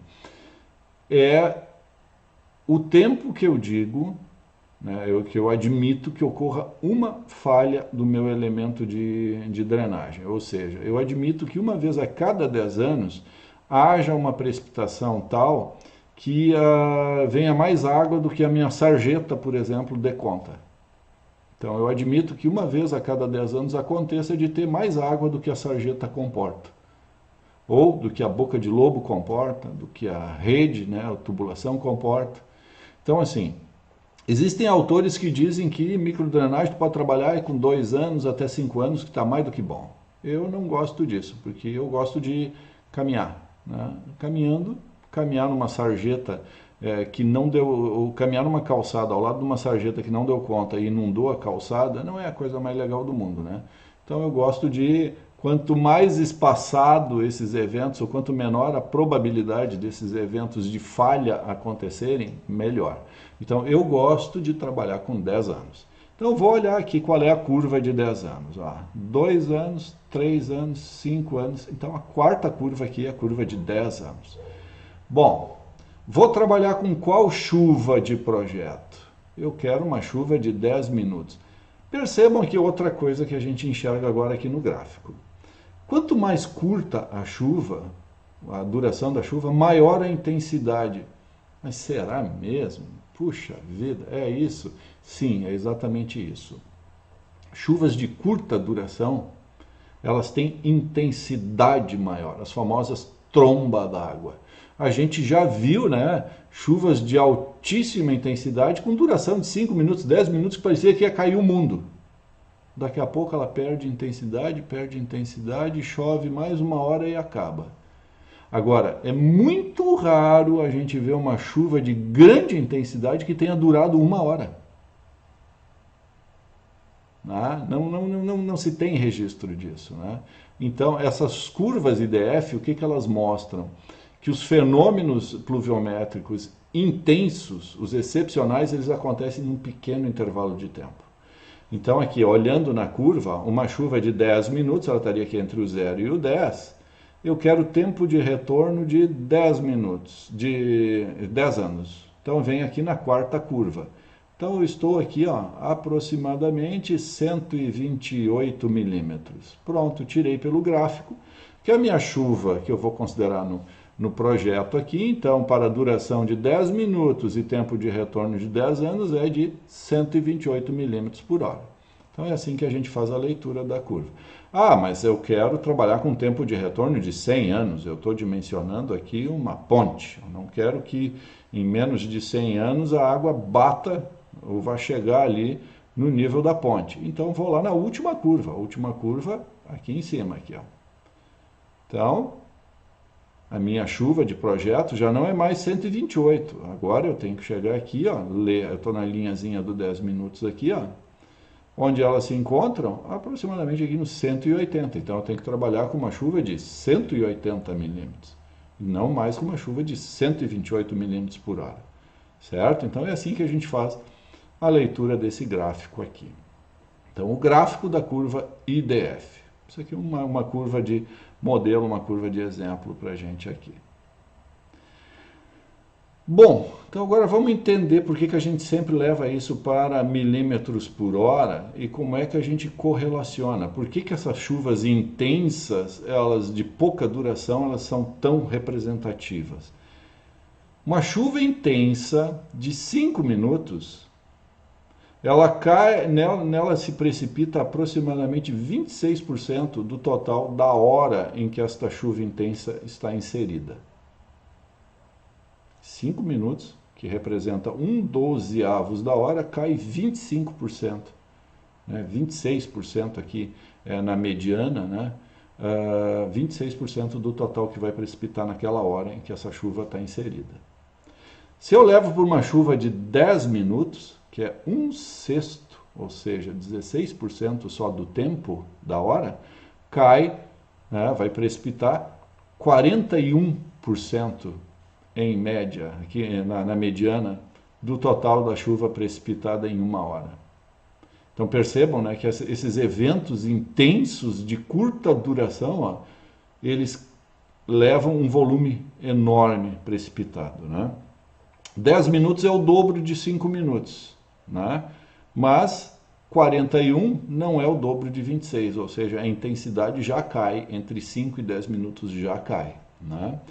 15 minutos, 52% da chuva de uma hora cai no intervalo de 15 minutos, no intervalo das chuvas máximas, aqui, né? As precipitações máximas, as chuvas intensas que a gente está falando. Ora, 15 minutos é o triplo de 5 minutos, mas é o dobro da coluna, né, da chuva aqui, da intensidade pluviométrica. E assim por diante até a gente chegar em uma hora. O que isso aqui está mostrando, pessoal? Que é importante que a gente guarde esse conceito. Né? Quando eu defino qual é a duração da chuva que eu quero considerar, eu tenho que avaliar dois fatores. Primeiro fator, qual é a característica das chuvas intensas que eu tenho na minha região? São trombas d'água de 5 minutos, 10 minutos? Eu tenho que ter uma ideia disso. Né? Tem acontecido tromba d'água de 5 minutos aqui na região, o normal é em torno de 10 minutos.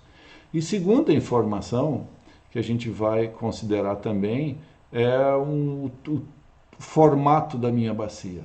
né? Em quanto tempo essa chuva vai levar para chegar até o meu curso d'água principal, até a minha linha de drenagem principal, né? O usual, o normal é a gente trabalhar com 10 minutos.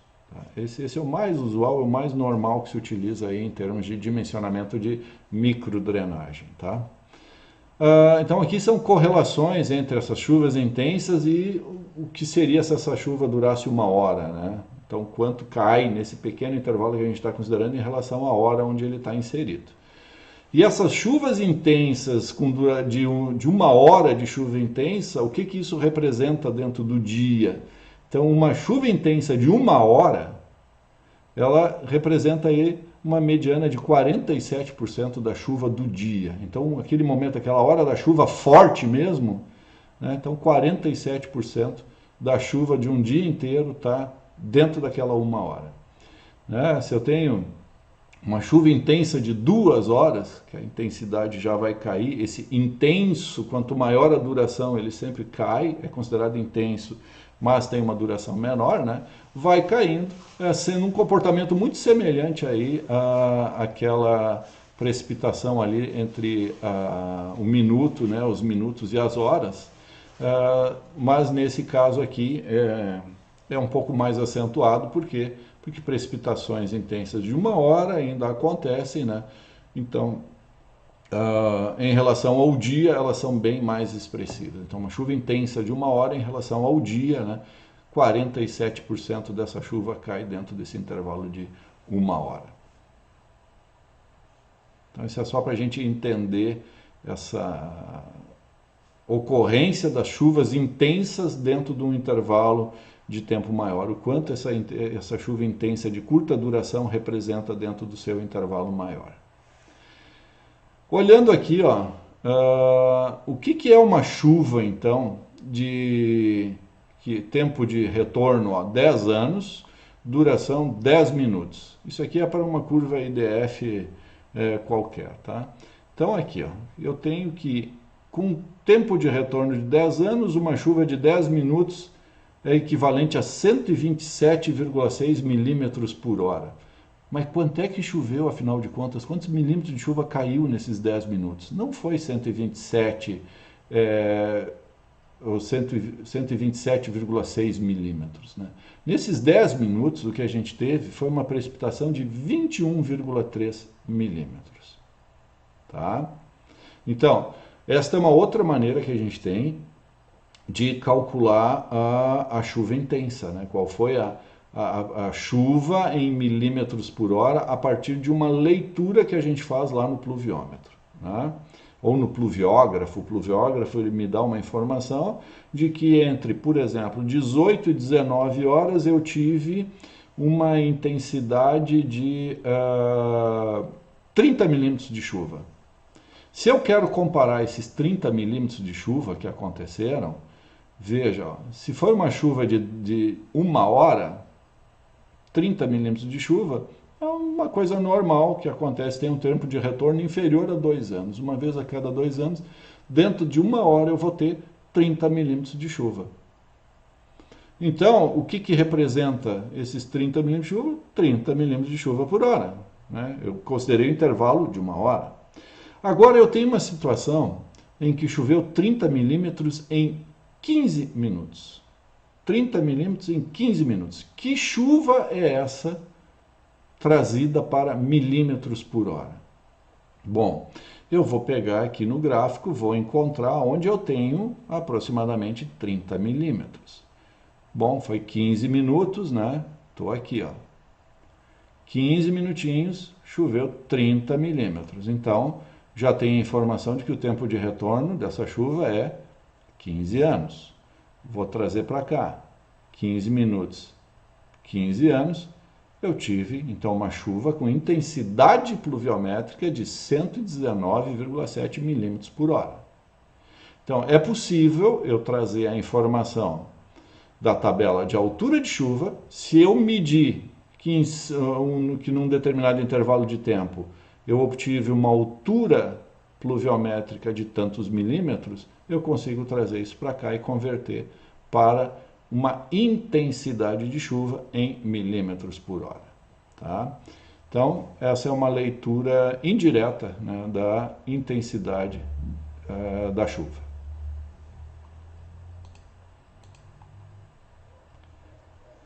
Bom, vamos olhar aqui então. Isso que eu acabei de falar de maneira rápida ali no gráfico, vamos enxergar isto aqui de maneira real. Lembro que eu mostrei uma curva IDF para Porto Alegre antes ali, 1297, alguma coisa e tal. Bom, aqui está outra curva IDF para Porto Alegre. Porto Alegre tem 4, tá? E aqui é importante que a gente lembre também o seguinte, essas curvas IDF, elas são válidas normalmente para chuvas de até 2 horas de duração. Depois de 2 a 24 horas, essa curva muda. Tá? Então vamos lá, aqui está exemplificado, está mostrado para nós que nesse determinado posto pluviométrico aqui de Porto Alegre, nós temos que a intensidade, a curva IDF, né, ela é dada para chuvas de 5 minutos até 2 horas por esta fórmula aqui. Se a chuva for de mais de 2 horas, eu tenho que usar esta fórmula aqui. Então vamos exercitar isso, vamos trabalhar isso, vamos ver se a gente entendeu aquele conceito anterior. Tá? Suponha que em um determinado dia, na estação pluviométrica de Porto Alegre, foi registrada uma chuva de 80 milímetros com duração de 3 horas. Qual o tempo de retorno dessa precipitação? Bom, é uma chuva de menos de 2 horas ou de mais de 2 horas? Mais de 2 horas. Eu vou ter que usar esta fórmula aqui. Vou inserir qual informação aqui? Por enquanto, nenhuma. Porque eu não tenho ainda a intensidade pluviométrica, né? Então, vamos lá. Primeira coisa é, para se calcular o tempo de retorno, né, nós temos que inverter a equação. Eu tenho que chegar aqui, né, e isolar o t, que é o nosso tempo de retorno aqui, né? Então, coisinha meio chata isso e tal, mas basicamente é isso, né? Quem está dividindo passa multiplicando, quem está multiplicando passa dividindo, e o expoente aqui passa sob forma de raiz quadrada. Então, resumindo, foi o que aconteceu aqui, ó. Então, a gente pegou e jogou todo mundo para cá. Tá? Primeira coisa, essa curva IDF, o resultado dela é sempre em milímetros por hora, né? Milímetros por hora. Então eu tenho que pegar aqueles 80 milímetros de chuva que aconteceram em 3 horas e ver quanto aconteceu por hora, né? Então eu vou pegar esse 80 e vou dividir pelas 3 horas. Com isso eu vou ter o quê? 26,7 aproximadamente milímetros por hora. Então, é essa informação, é 26,7, que eu vou colocar aqui na fórmula, no lugar do I, no lugar da intensidade. Tá? Para quem colocou isso numa calculadora programável, é barbadinha, né? Não precisa fazer essas inversões, não precisa nada, usa o modo solve da calculadora que está tudo resolvido. Né? Dá para usar o modo solve também do Excel, então tranquilinho, dá menos trabalho braçal aí, né? Então, coloquei o 26,7 no lugar do I, aqui da intensidade, e vou colocar o meu tempo de duração. Qual foi o tempo de duração? Foi 3 horas. Né? Então, vou colocar 3 horas, 180 minutos aqui. Ok? Então, coloquei os 180 minutos aqui e vou ter então o meu resultado aqui, 40,8 anos. Então assim, ó, uma chuva de 80 milímetros em 3 horas tem um tempo de retorno, de acordo com esse posto pluviométrico que nós estamos usando a curva IDF aqui, de 40,8 anos. Tá? Então, para a gente saber a probabilidade de ocorrência disso, a gente pega e divide 1 pelo tempo, né? Então, 1 sobre 40,8 dá aproximadamente 2,5%. Então, a gente tem o seguinte, que a probabilidade de que uma chuva dessas aconteça é de 2,5%. Tá? Vamos ao segundo exercício agora. Em fevereiro de 2013, em Porto Alegre, foi registrada uma chuva de 54,2 milímetros em 45 minutos. Qual o tempo de retorno dessa precipitação? Ora, 45 minutos é menos do que 2 horas. Então agora nós vamos usar esta fórmula aqui, certo? Então a primeira coisa que a gente precisa fazer é essa chuva de 45 minutos, a gente tem que levar ela para 1 hora, para que eu possa entrar com essa intensidade na fórmula. Então, regrinha de 3 simples aí, né? Se em 45 minutos chove 54,2, em 60 minutos chove X, né? X 72,3 milímetros por hora. Então, vamos novamente substituir os valores aqui na equação. Então, no lugar da intensidade entra o 72,3 e no lugar do tempo o 45. Tá? Fez-se as contas, chegou em 26,5 anos. Então, o tempo de retorno para uma chuva de 54,2 milímetros em 45 minutos é de 26,5 anos. Ou seja, pressupõe-se que uma vez a cada 26,5 anos vai acontecer uma chuva com esta intensidade. Então, qual seria a probabilidade de ocorrência dessa chuva? 1 sobre 26,5, multiplica pelo 100 aí para trazer para percentual, 3,8% de chance de acontecer uma chuva desta intensidade, então. Sempre considerando que isto é para a curva IDF que nós utilizamos no exemplo. Para uma outra curva IDF, os resultados vão ser diferentes.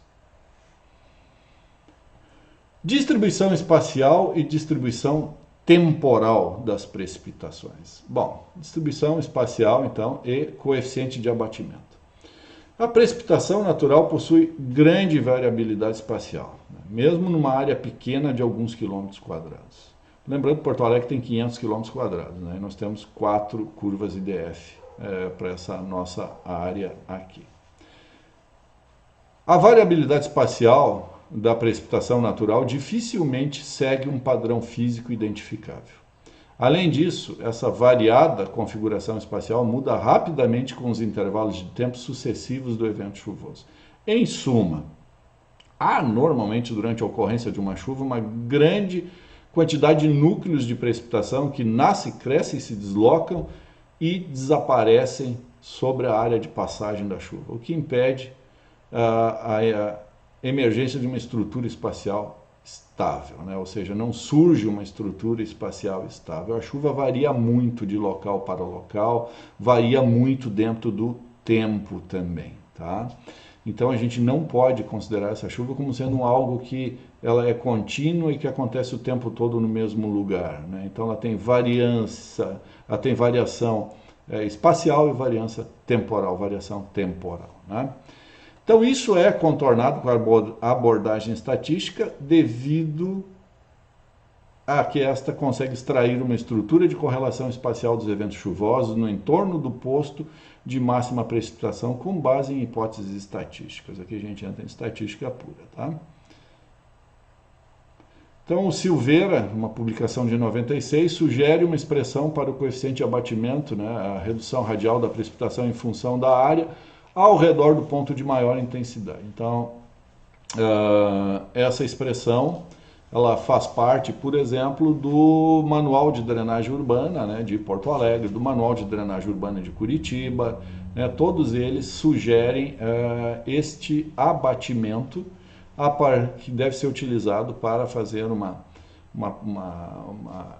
correlação, uma correção dos valores de intensidade pluviométrica a partir do posto da onde se está considerando, né, a curva IDF, em relação ao local onde se está trabalhando, onde se está desenvolvendo o projeto, né? Então, esse coeficiente de abatimento, ele basicamente ele é o que o resultado da 1 menos 0,25 multiplica a área em quilômetros dividido pela distância teórica onde a correlação espacial se anula, né?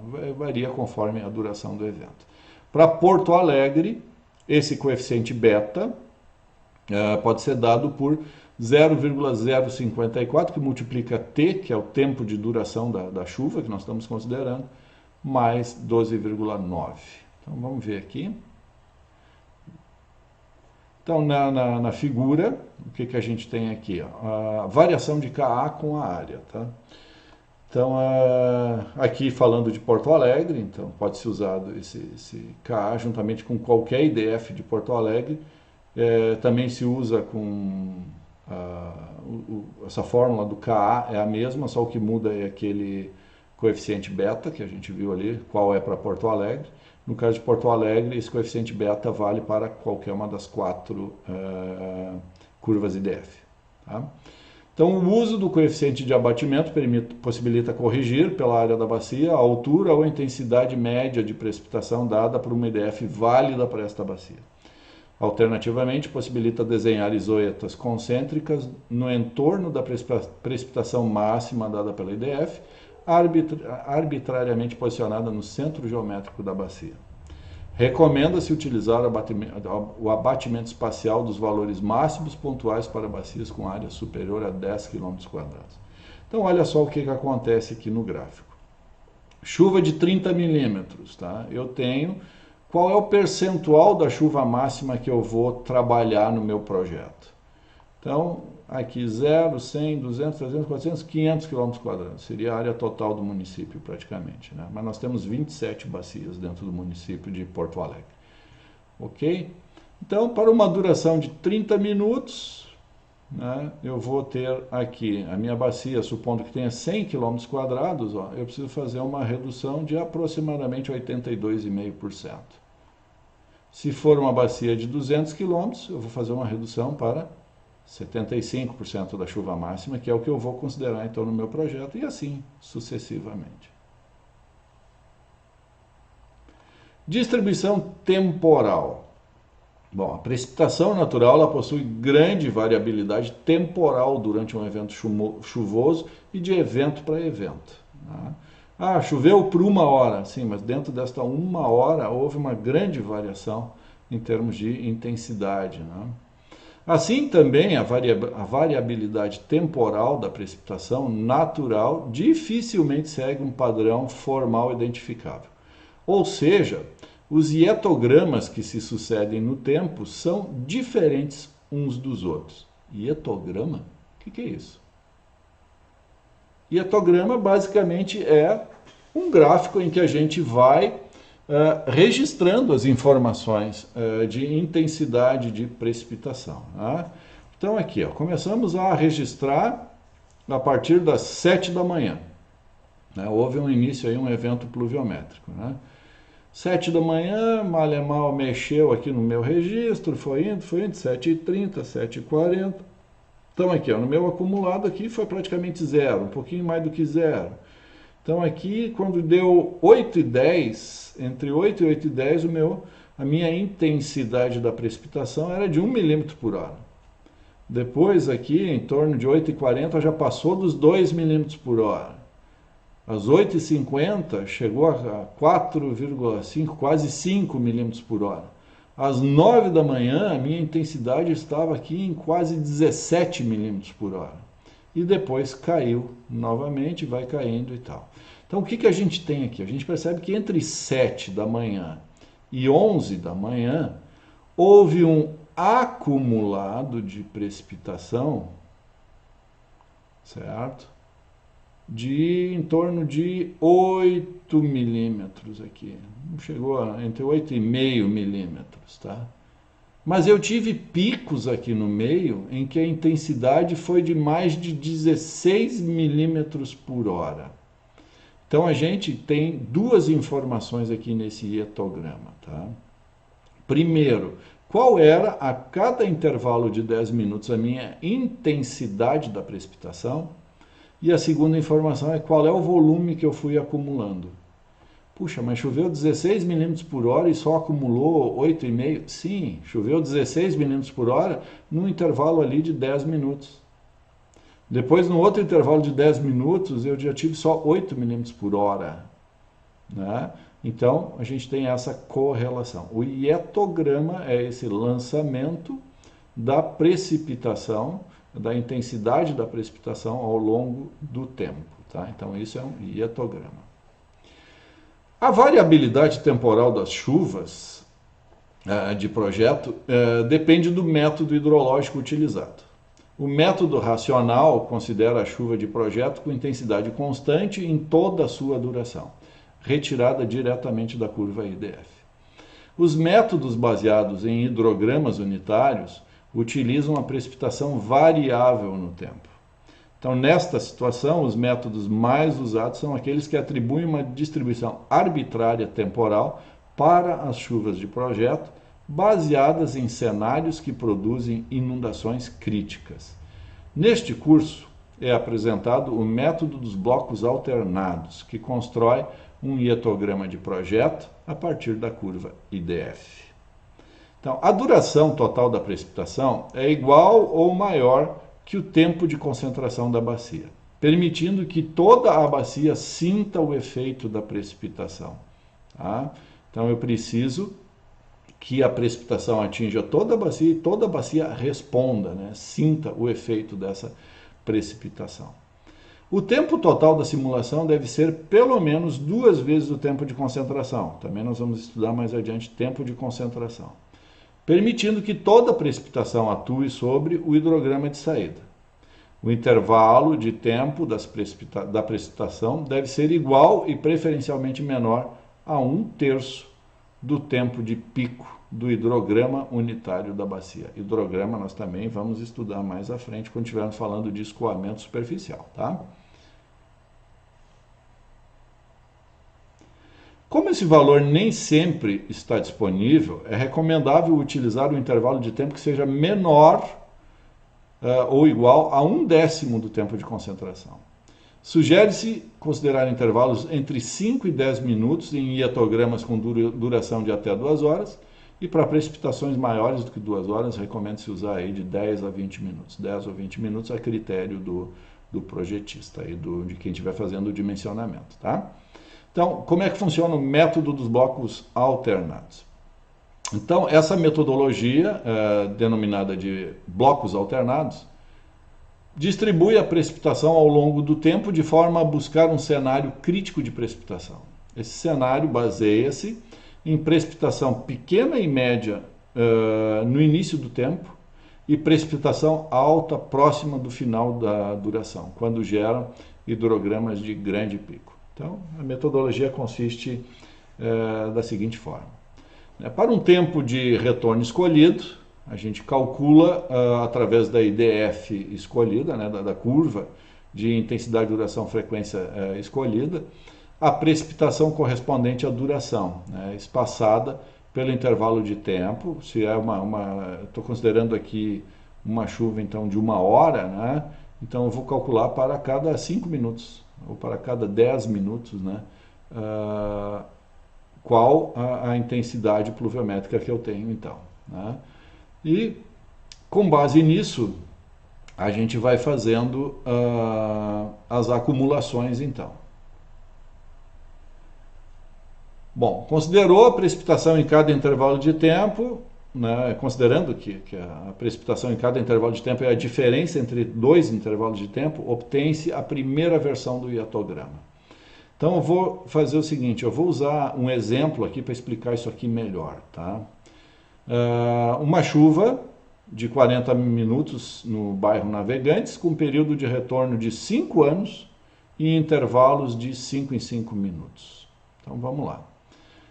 Peguei aqui a IDF válida para o bairro Navegantes, né, e jogamos aqui, ó, tempo, 5 minutos. Qual é o tempo? É a IDF, né, a gente usa a IDF, coloca lá na IDF o tempo de retorno de 10 anos, né, é isso que foi pedido aqui, ó. 5 anos, ó, período de retorno de 5 anos. E vamos então calculando as nossas chuvas com intervalo de 5 em 5 minutos, né. Então, lá na curva IDF, entra com o valor de T minúsculo 5, o resultado foi 104. 10, o resultado 86. 15, 74 e assim sucessivamente, até chegar no 40 minutos. Bom, agora, o que a gente vai fazer? A gente vai pegar e vai trazer para cá a precipitação acumulada, certo? Então, como é que a gente faz isso?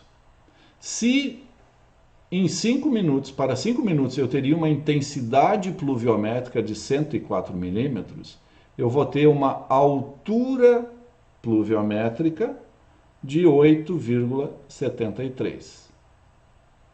Certo? Esse é o equivalente, né? 5 minutos, 104 milímetros por hora, eu vou ter 8,76 milímetros acumulados nesses 5 minutos.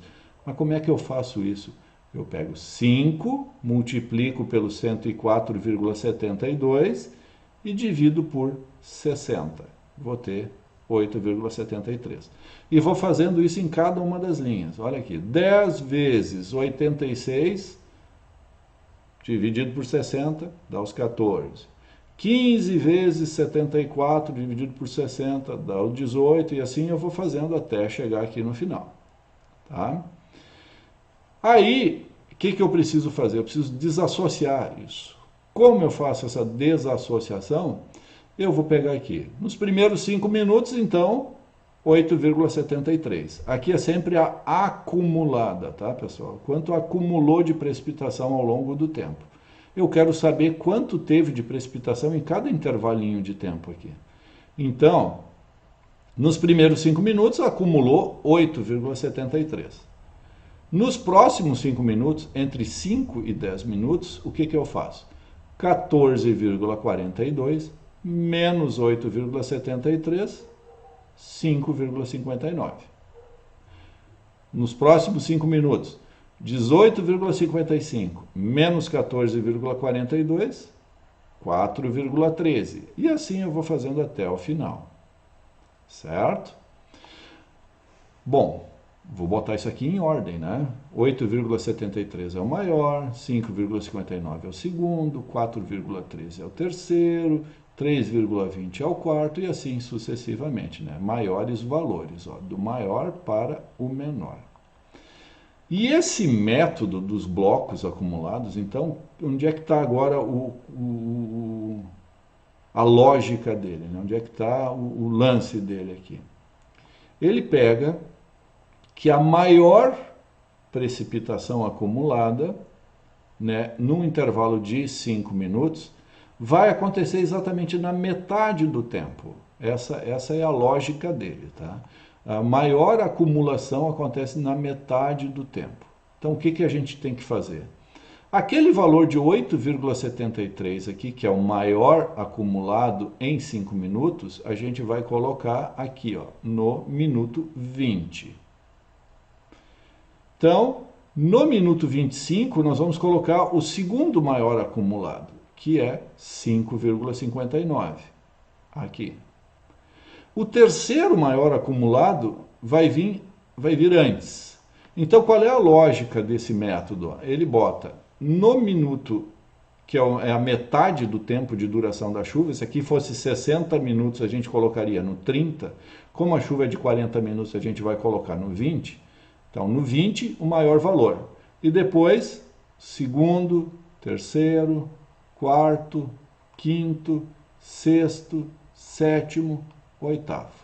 Então, com isso, a gente tem um hietograma em que eu vou ter o meu pico na metade do tempo, eu vou ter uma ascendência, o pico, e uma descendência. Então, o que eu estou fazendo com isso? Eu estou fazendo uma distribuição temporal desta chuva. Tá?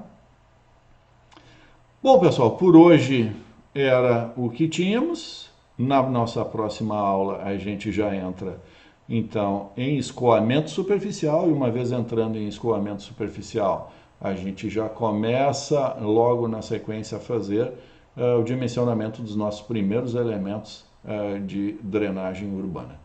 Então, essas 3 primeiras aulas aí carregaram uma parte teórica bastante densa, né? Espero que vocês tenham aí fibra para continuar seguindo em frente aí no nosso curso, porque a parte boa começa agora, mas era importante que a gente passasse por toda essa fase inicial aí de relembrar todos esses conceitos teóricos, né? Trazer alguns conceitos teóricos novos aí para vocês, para que a gente consiga entender corretamente o funcionamento, então, do escoamento superficial e daí em diante partirmos para o nosso dimensionamento dos elementos do sistema de drenagem pluvial urbana. Muito obrigado a vocês pela companhia e nos vemos aí na próxima aula. Grande abraço a todos vocês.